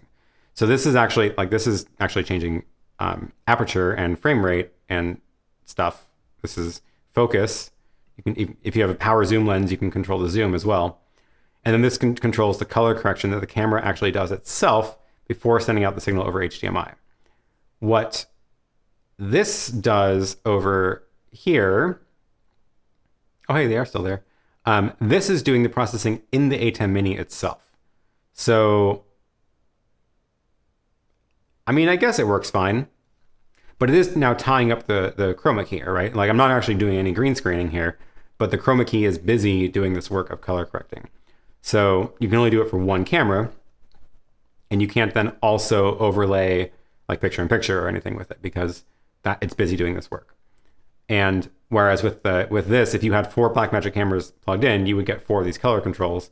I keep forgetting that. I feel like this is the weirdest place for this to be, but here, I can turn these back on. If you tell it you have Blackmagic cameras on all the inputs, it'll give you 4 of these color controls because it's the camera doing the work when you're doing this.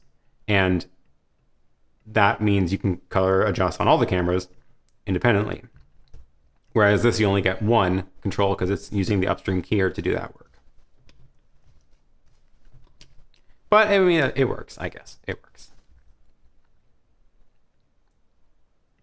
Roland says, I use the in-ATEM color grading every day because I use green screen and have custom white balance set. I mean, cool. I definitely see that it works in certain cases.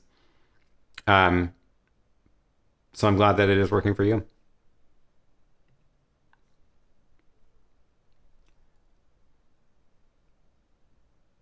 All right, where was I? The counter was weird. Yep, we talked about that. You should get an in-house moderator. I should have some moderators on this channel. Hopefully everything is fine in the chat. Backpfeifen Gesicht is a face in need of a fist. Okay. Quite the correct explanation. I'm not sure what that was about then. Do you know of any way to make the backlights on the ATEM Mini dimmer? Yeah, they are very bright. I don't think it's possible. It should be possible, but we'll have to wait for them to add that feature. You could put a piece of paper over it. Not great, but it would work. Do you suggest 4 GoPros as a multi-camera setup with the ATEM Mini and FB Live through vMix? I mean, I don't personally like using software switchers like vMix. I'd rather have it all be done in the hardware like the ATEM Mini streaming itself. GoPros are fine. I'm not a huge fan of them. The lens, like you don't get any adjustments in the lens, so they're all just like super wide angle. I feel like there's always that GoPro look to them. So you can definitely like color grade it to make it look better if you're doing like an edited video, but I don't know. It's for live streaming, I feel like it's just going to look like GoPro footage. I would personally look for other cameras, especially because then you can get ones with better lenses that like can like zoom in or be a little bit nicer, a little sharper. Yeah, GoPros do work. I don't actually have any here because I don't like them enough to use them in this stream.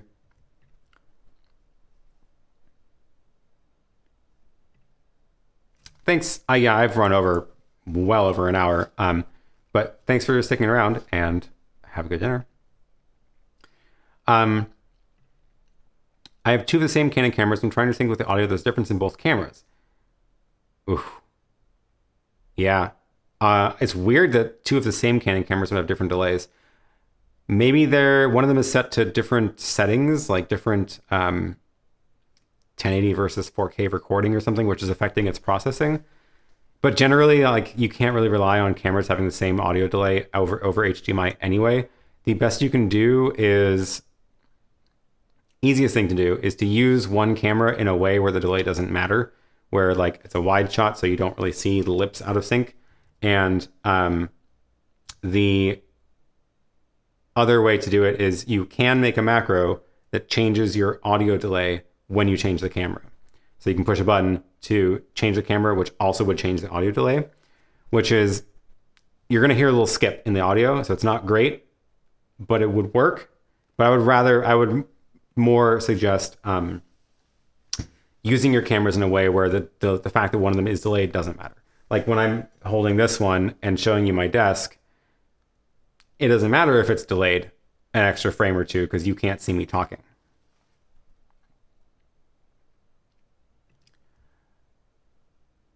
Am I using EQ or compressor because you have a good deep bass on your voice? Good question. I'm not using any EQ, but I am using a compressor for this right now.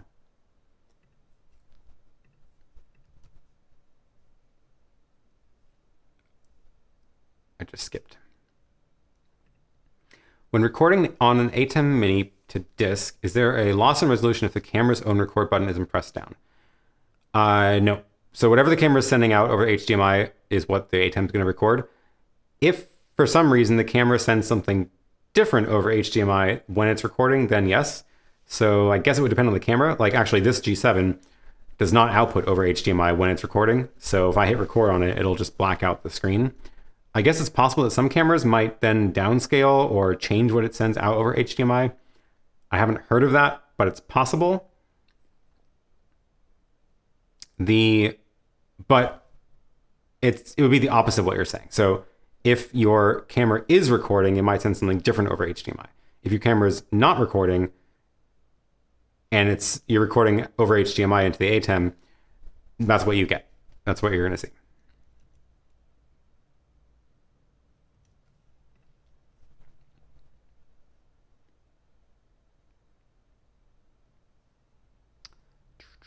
Where was I? Do you have any tips if you want to use a green screen for multiple cameras? When you change shots, have the replaced green screen adjust each shot? You definitely can do that. You do it with macros. So like, I don't have a macro programmed in for this right now, but if I switch to my, the flying key is on. So if I switch to this and I have a button to restore these settings, then I can make a macro that effectively like creates all these, like goes through all these settings, adjusts the color. I should do that before I switch off of the stream because this is kind of a cool look. But you can make a macro that will set the appropriate green screen parameters for each camera. And then you can use those macros to switch to the camera and switch your green screen settings at the same time. And that would work.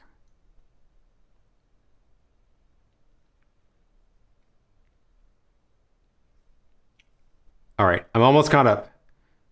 Sony a5100 is a good choice for streaming. Kit lenses zoom and has a flip up screen. That's a good point, totally. How much is the a5100? Sony a5100. It's not a new one, so I feel like it might be a good deal at this point. It's not even sold. It's only sold used. $700 used. Sony a6000 is $550 new, which should be similar features to the 5100. I'm not as familiar with the Sony line though. But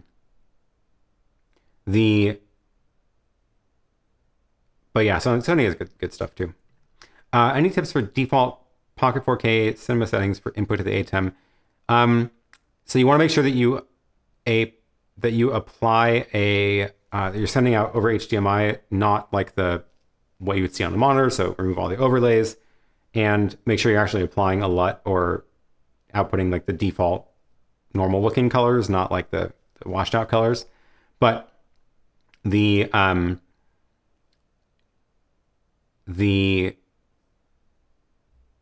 I mean, just try until you see it. So I had to go through several different settings to make it work when I did use it on the stream that one time.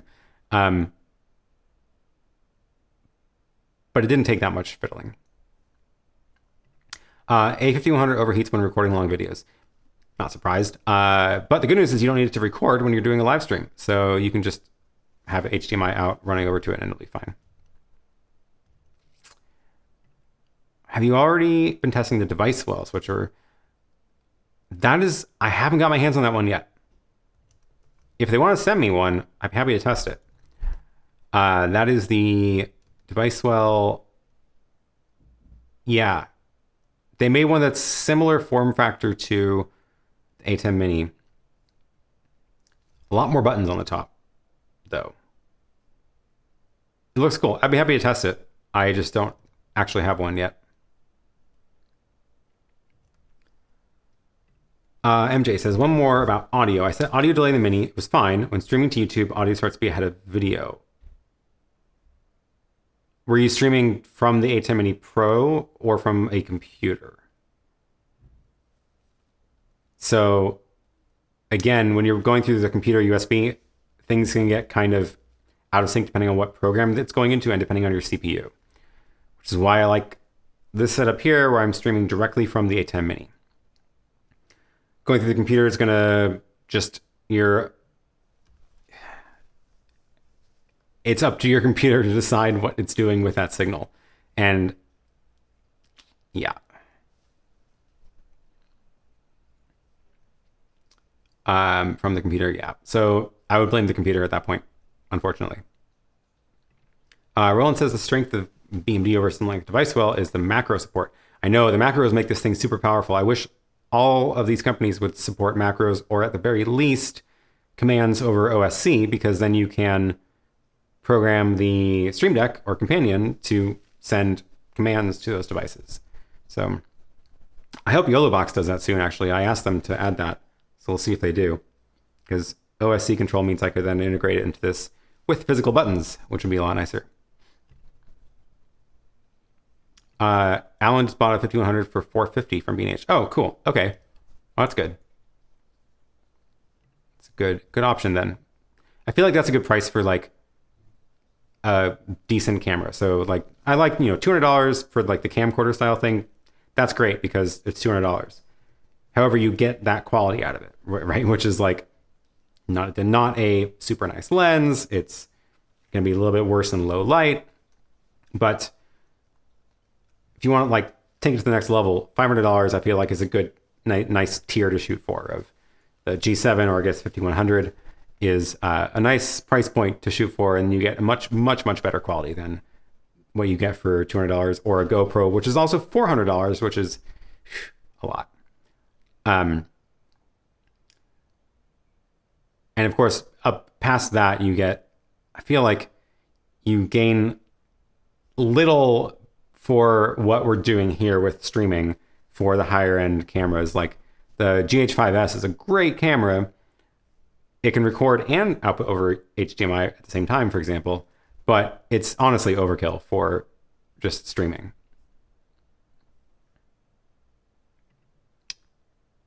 Have you checked the Arduino ATEM code for ATEM Mini or Mini Pro with Arduino tally lights and macros? It's all the same protocol, so it'll work fine. Like you can use, it should be just fine to use any of those existing tally, like Arduino tally things with ATEM.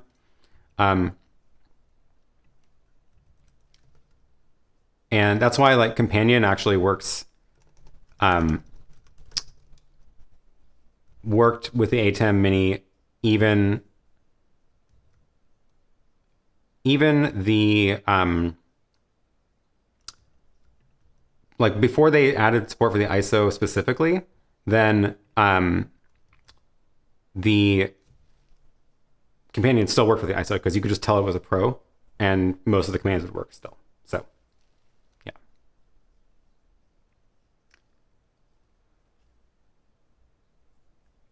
Cool. Okay. Well, I think I caught up with the chat. I'm going to pour another sip of this mimosa. Why does the on-air button flash? Is it an internet issue? So if it's flashing, it means it's not successfully connecting to the network, or the stream key is not working. It could be any of those things. Unfortunately, there's not a lot of feedback on what the problem is, but it means something is wrong with the stream. So I would check, is the network connection working? Like, is there a connection plugged in? Unplug USB and see if you can connect to your ATEM over the network. Check the stream key. And I guess that's basically all you get, all you have to do. But yeah, when it blinks, it just means something is wrong. And I wish it had a little bit more feedback. Like in the ATEM software control, it'd be nice if it told you a message of like, this is the problem. All right. We are coming up on 2 hours. I feel like that's a lot, but oh, haha. What happened to the studio walkthrough an hour ago? Good point. Let's do it. Okay. How am I going to do this? I have a camera here, which is sending audio. And let me flip out the screen so I can see myself. I should be able to switch over to this audio. And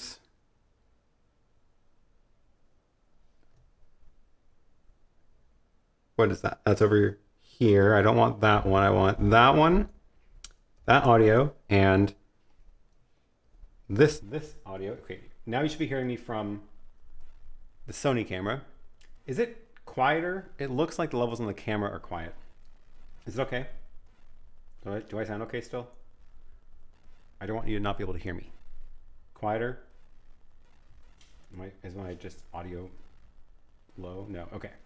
I think, oh yeah, the lip sync is gonna be off because I'm on a wireless HDMI right now. Let me switch back. Let me fiddle with this really quick. I bet I can change the volume settings on this camera. The audio record level. Oh, it's pretty far down. Okay. How about, let's go up to there. All right. This should be better. This is definitely going to be lower volume or out of sync right now until I switch over to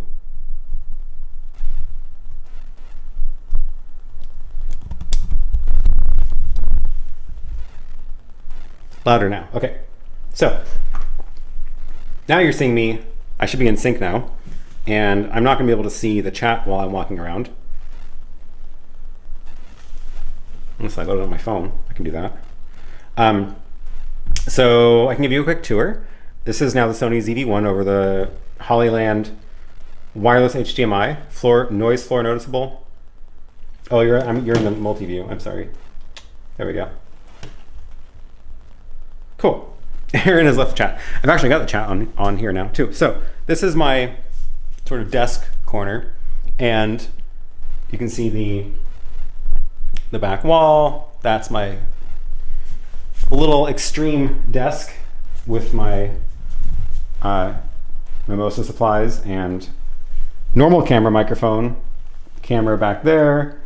This is the light that I use. I think I've got links to most of this stuff in this video description if you're wondering. It's all mounted on this arm, and I can show you the back, which looks like fun back here. It's kind of a disaster. Good thing you can't see this on the stream, but the mess of cables is mostly just because, yeah, it's a mess. I don't know. It's because I'm reconfiguring it all the time, so I don't like worry about making it tidy because I'm always ripping stuff out. If I didn't reconfigure my desk every time I did a show, I would probably spend more time on cable management. So good thing you can't see on the stream. Proceeds to show the mess on the stream. Yeah, exactly. So that's like the front door. And I've got these little fake plants now because I wanted a little bit of green stuff, but there's no light in here, so I did not, wow, this is getting heavy. I did not bother getting real plants because I know they would not stay alive. My other desk over here is where I shoot the other videos. So normally the camera sits here on that tripod, and that's the angle you get. And I zoom in a little bit, and then you just get that flat gray wall. That gray I chose specifically so I can light it up and make it any color. I'm about to get a color, really strong color LED light in, and I should be able to put it on the floor and change that into whatever color I want.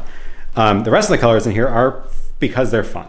So I spent a while designing this paint so that you can see that angle goes all the way up, and then it meets the teal color over there, which is the teal corner that I stream from over there. And then it's got a bit of the angle on this gray wall over here. And then what else? Oh yeah, all these little things are my temporary sound treatment because I don't want to attach things to the wall until I get ones that look good because I spent a long time designing this space and I want it to actually look good. So I think I might try to make triangular sound panels so that they actually match the theme of the triangles going on. Oh, the other sound treatment is the floor. So the floor is this rug, and that helped a ton once I put the rug in, and that really reduced the echoes. So that worked well. As far as the lights go here, this is my normal set. Oh, I'm a little overexposed there. It's fine, deal with it. The main light up there it's a Godox, I forget the number. Something SL something. It's quiet, it's nice. Has a fan, but it's very quiet. And then that one is a little, what is that one? GVM, very inexpensive GVM light. And that's just for hair light. But then that's the one that's lighting up my face. It's warm in here. And yeah, this is my gray wall that I shoot this is just the background for most of my videos that are edited, because if I don't want to look like I'm at a desk or something, I can just be in a gray void. This is my little sound arm. I'm pretty happy with how this turned out. I've got my Zoom F6 recorder mounted on a little tripod ball head with a little USB power supply below it. And this is actually connected to the floor with just one power cable that powers everything on here. So I've got this microphone on this arm that connects, that's attached to this C-stand, it runs into the Zoom recorder. So this is a standalone thing. If I do want to, I normally record separately, like separate audio from the video and just mix it in post later. But if I do want to mix that into the camera in real time, I can run a cable, of course, from that to the camera, and that usually works.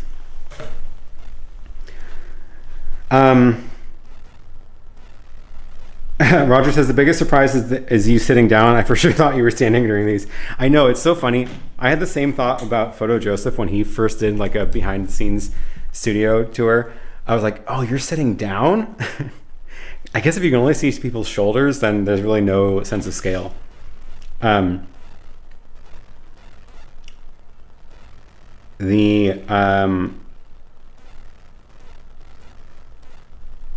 What else? What else have I got here? Oh, there's of course this monitor, which has turned out to be extremely useful, even though I don't use it for multi-view for the ATEM Mini, because I have the Pro, and I like the Pro's multi-view.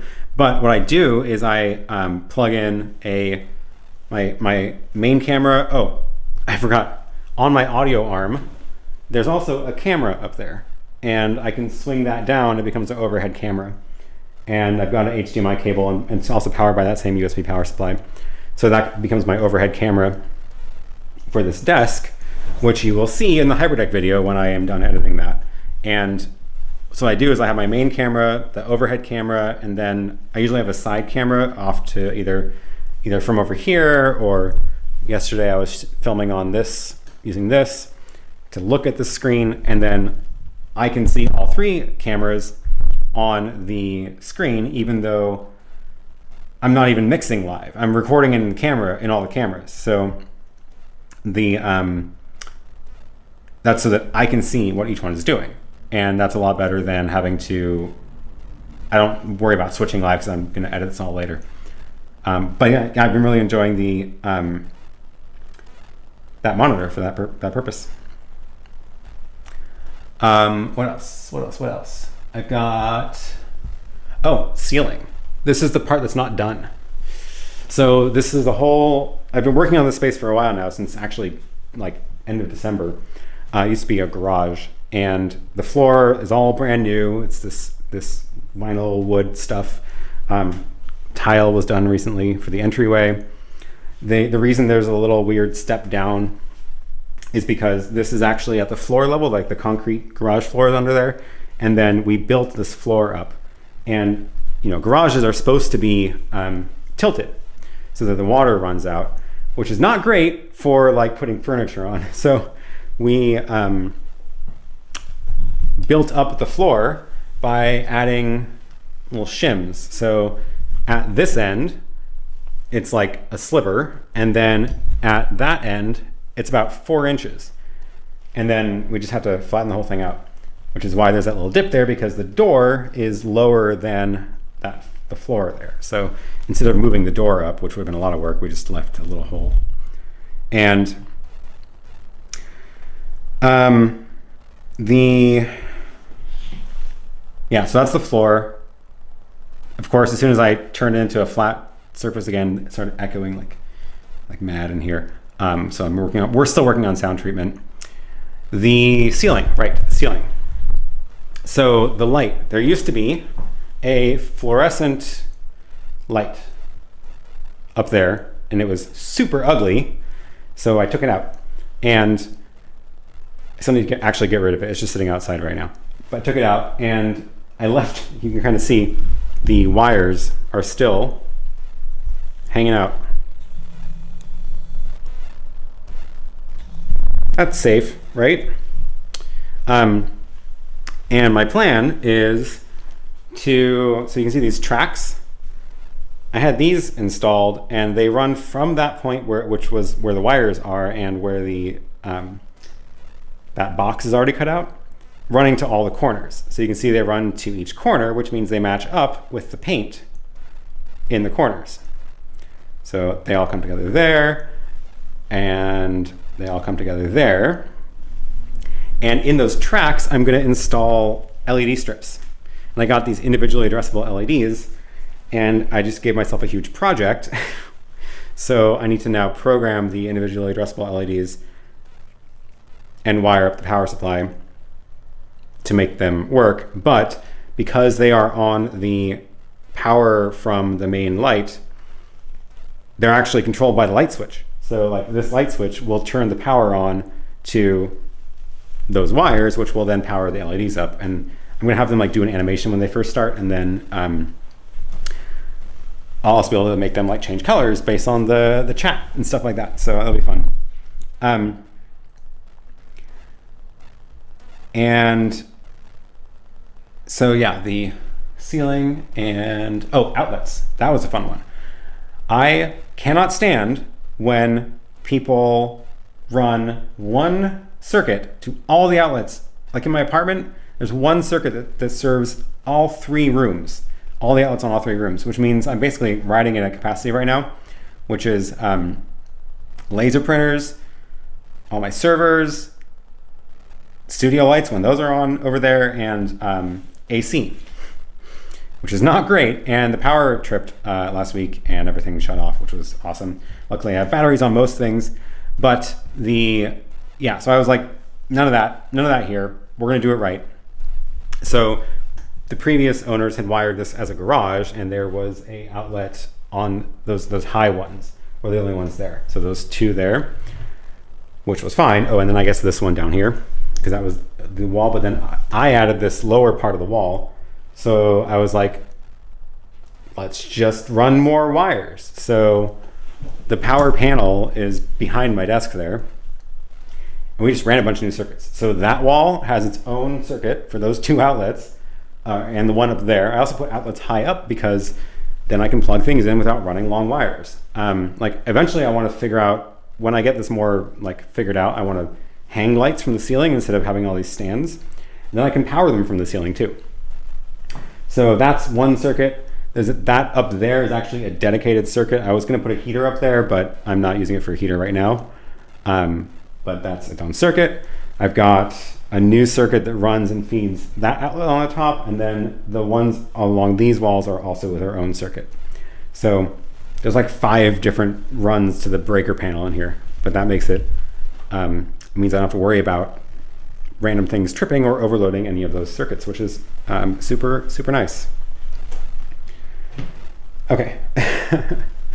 Oh, and then I realized that I need to actually look at myself in the mirror when I am about to go on and film myself for like hours and then edit the footage later. So I got this little fun little Hollywood style mirror, and now I can actually look at myself with light and see what I look like before I go on camera. So that's cool. I think that's it. Oh, Wi-Fi, that's the Wi-Fi access point. So I ran Ethernet, right, Ethernet. There's, most of the outlets also have Ethernet in them, so, or near them. There's an Ethernet jack in all parts of the room. So if we look at, there's one over here, there's one back there in that corner, there's 2 on this wall, and 1 up there for the Wi-Fi access point so that I get good Wi-Fi in here. I think that's it. All right, let's take you back to my desk and see what else I missed. Oh, mirror and soldering iron. Yeah, I still have a lot of soldering to do in here. So switch back to the main camera and audio. Whew, whew. It's heavy. Carrying it around. All right. Well, that was a fun studio tour.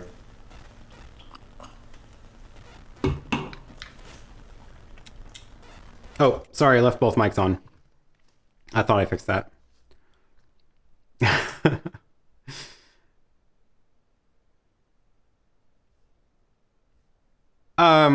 Thanks, Curtis. I did not try to rush through and finish in an hour today because I saw that your live stream is not until later today. So I'm glad I didn't clobber your stream today. But yeah, in later today, Curtis will be live, so go check him out.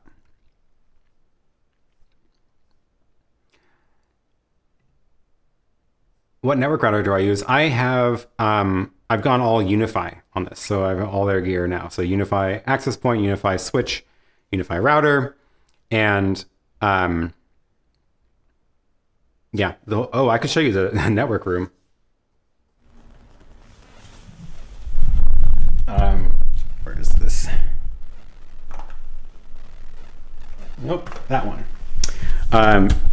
In the not so flattering part of the of the garage, if I take you into this room, this is the unfinished side. So the garage actually used to be used to look entirely like this, where it was, ironically, I probably sound better in here because there's more crap in here to absorb my sound, my voice. But it used to be all this just unfinished drywall. This is what the other side of that door looks like, so I had it painted white. And there's just stuff everywhere, But in here is the network closet, which is a nice rack full of stuff. So I've got my Unify switches, UPS power supply, which is very loud, and a little computer up there somewhere, fiber internet coming in over there. And yeah, it's just tucked away back here. That's the main circuit breaker panel back there too. All the very nicely tidy run network wires from that room run into here, and you know, whatever, it's a mess. I don't see it all the time, so I don't really care. Back into the echoey space. So I just need to deal with sound treatment because it's still a bit echoey in here, more than I would like it to be. Okay.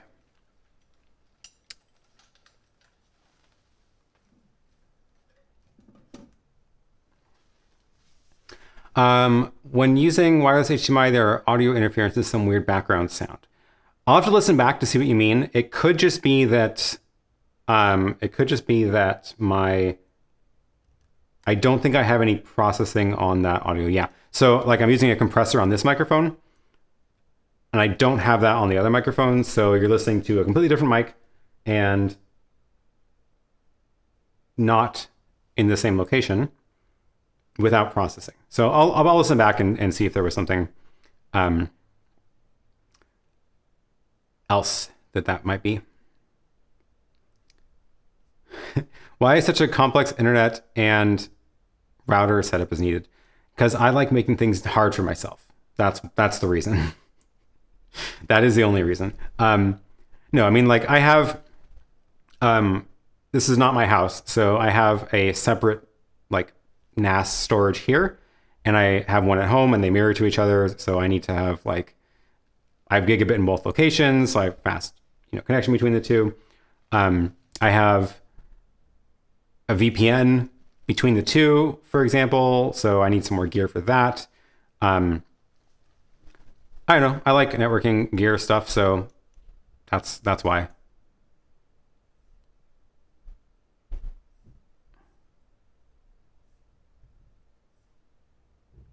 Okay. Oh, I missed some questions while I was doing the tour.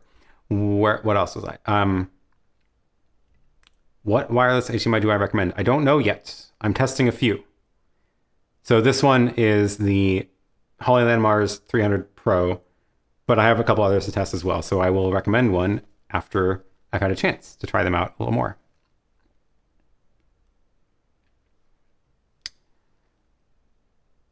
Good thing you can't see it on stream. Yeah, well, you can't see it in this angle. Yeah, I got the inspiration for this desk from Caleb from DSLR Video Shooter.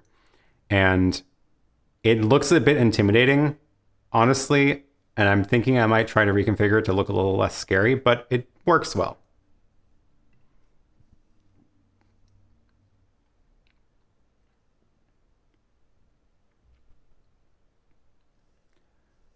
And have I ever had artifacts on the ATEM Mini Pro recording via USB hard drive? I haven't done that much recording with the ISO yet. The video I'm editing about the Raspberry Pi right now, I did record on the ISO, mainly just to record the Raspberry Pi output, and it looked fine so far. I'm recording this just for fun, so we'll see how it looks. I'm not planning on editing this, although maybe I should edit that studio tour into its own segment. Although I'd probably want to do a better studio tour video later once I get the ceiling done.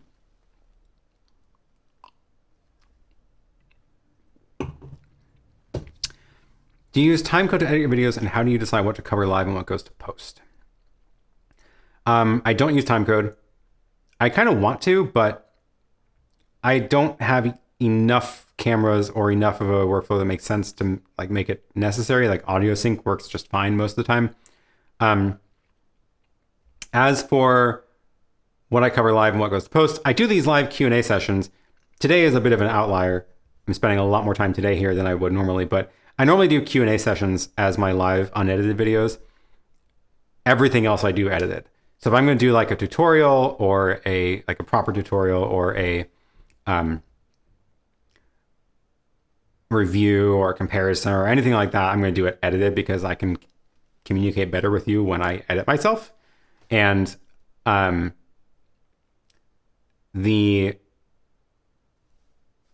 but like for the live ones, it's fun because I don't go back and edit them because I would rather actually do a better take later if I'm going to edit the content of the live streams. I do use the live streams to get ideas of what to do future videos on.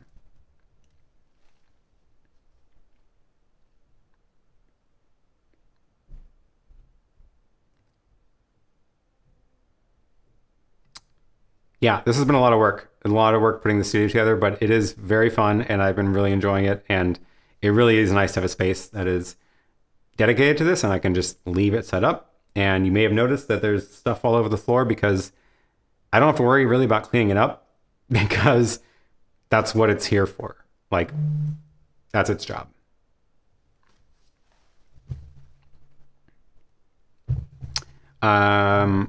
Where was I? Oh, fan noise from my gear. Yeah, when I open the closet, there's a giant sound in there. There's a lot of that UPS. I might replace it because it's honestly like louder than it should be. I use flock paint on my ceiling for audio dampening. Paint with foam flocks in it. That's a thought. I hadn't even considered that. That's a bit late for that now. Huh. Interesting idea though. I will. Oh, I had good luck with the JTech wireless HDMI until I fried it. How did you fry it? I'm curious. I've actually used the JTech wireless HDMI as well. I use it. I think I actually included it in the video I did about filming conferences. So I talked about it there. The delay is terrible in that one. It's extremely noticeable. It's like a half second or worse, and it changes throughout the while you're using it.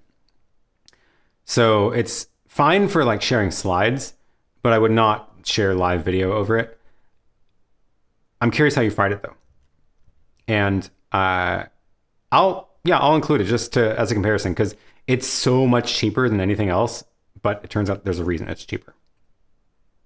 I will cover the distance and things like that when I do a proper review on these wireless HDMI transmitters. I mostly use the AirTurn for demoing it on that one stream. I was hoping to use it for like triggering. It's only got 2 buttons, right? So I was hoping to use it for like triggering back to my main camera for this show, but I haven't put it into practice yet. So we'll see. I've seen some artifacts on the left-hand side of the recording. The ISO recordings are clean, just the mix. That's really strange. Yeah, the mix is different than the ISO because the mix will record at whatever your streaming bitrate is. So if you have a very low bitrate set for that, the ISOs will look fine because they're recorded at max, but the program out may start to get some glitches.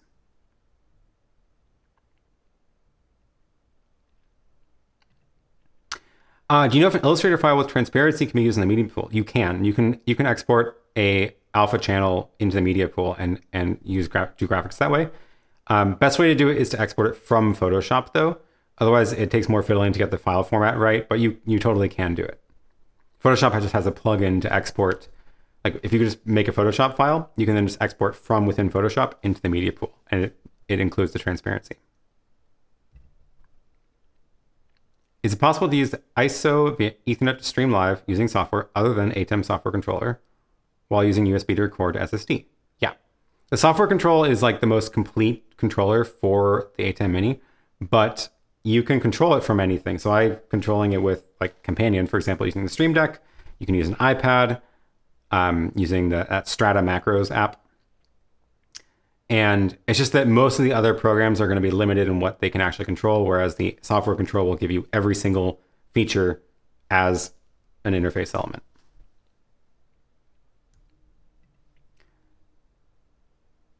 Where do you get ideas for new shows? This live stream has helped a lot because I see the questions people are asking. And if enough people ask me the same question, I'll be like, this seems like I should do a video so that when you search, you find the video and don't have to wade through 2 hours, almost and a half hours of live stream to find the answer.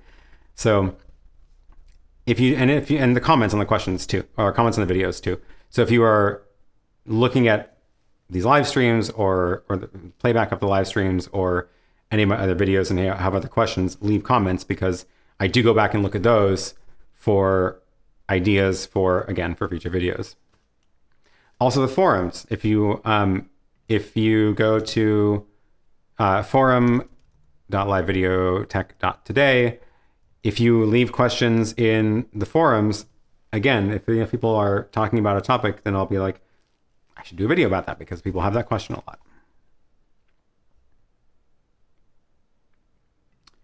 I will definitely check camera control functions for the pocket cameras on the wireless HDMI transmitters, although I'm not optimistic about any of them right now. We'll see. Thank you for subscribing, and thank you for clicking the bell notification. The bell icon is the highest signal you can give YouTube that you want to be notified. However, it is still not 100%. So if you do want to get more notifications about my videos, sign up for my email newsletter, which is on TinyLetter. And I'm going to update this description with this link when we're done here. Okay. I'm going to, I did not send an email today because it's the first day of the newsletter being up. I honestly just forgot. I'm going to try to automate it so I don't have to remember, but I am going to at least set a alert myself on my phone before the live stream to send the email out. I'm planning on always sending out an email about the live streams. I'm planning on also sending probably not every video I publish, but some videos I publish that I want to highlight, I'll send out those as well.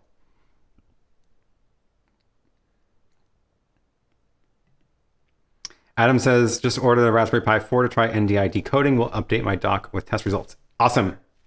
I would love to see if that works. Yeah, your guide was great. I'm talking about the guide. He just posted in the forums. Speaking of the forums, Adam's been working on a guide for things you can do with a Raspberry Pi. And I'll just drop that link to the thread. There's a link to the Google Doc here.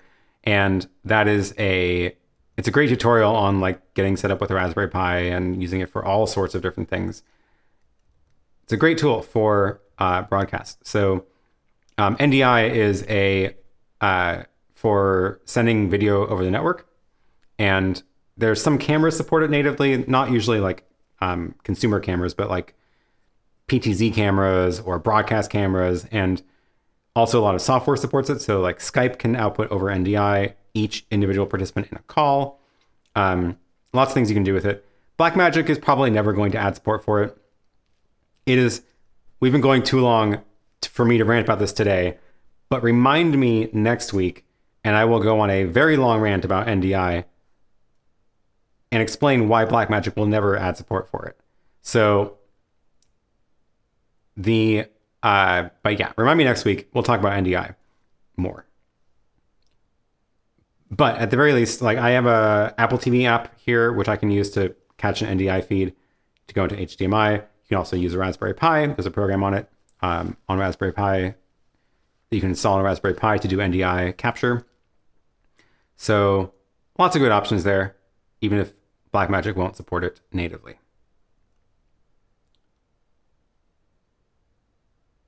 All right. I see a question from GBS in Spanish, which I think I understand most of. However, my Spanish is not great. And if you don't write in English, I hope you understand English. Otherwise, I will have no way of communicating with you. I don't have anything set up to do one-on-one consulting though. He's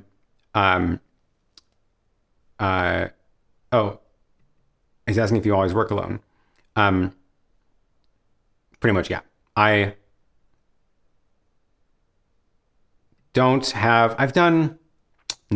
pretty much always do solo gigs. I've had a couple of helpers for some gigs, but no, I mostly work alone. I don't really like run a company for this or anything. It's just me experimenting, and sometimes I get paid to experiment. So like when I do the conferences and stuff, it's a solo operation. I go out there, and sometimes the conferences will have volunteers, which I can like train them on enough to like make sure the camera starts recording when the next session starts and things like that. But pretty much, I just do solo gigs. Thank you for the translation. Do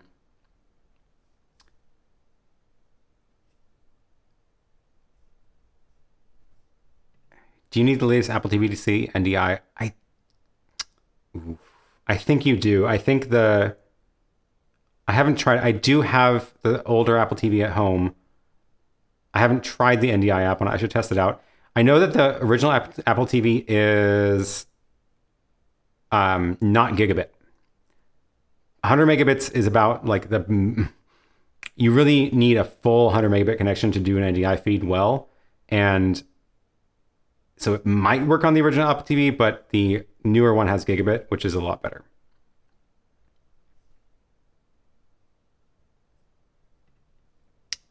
This is a great point, Ivan. Thank you. You've had several helpers contributing answers to the questions you can't get to here in the chat. So yes, thank you to everybody who is also answering questions in the chat, because there's a lot of questions and a lot of people helping out here. So thanks to all of you as well.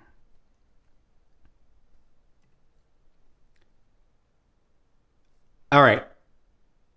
I think we're going to wrap it up here.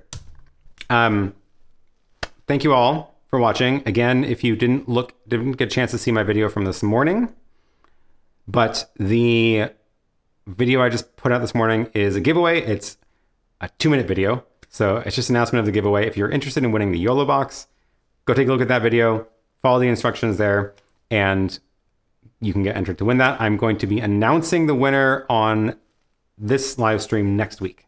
So 7 days, and we'll see how that does.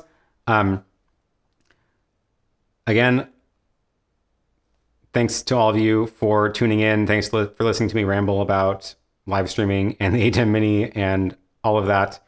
I hope it was fun to see a sneak peek of my studio, even if this was an extra long stream.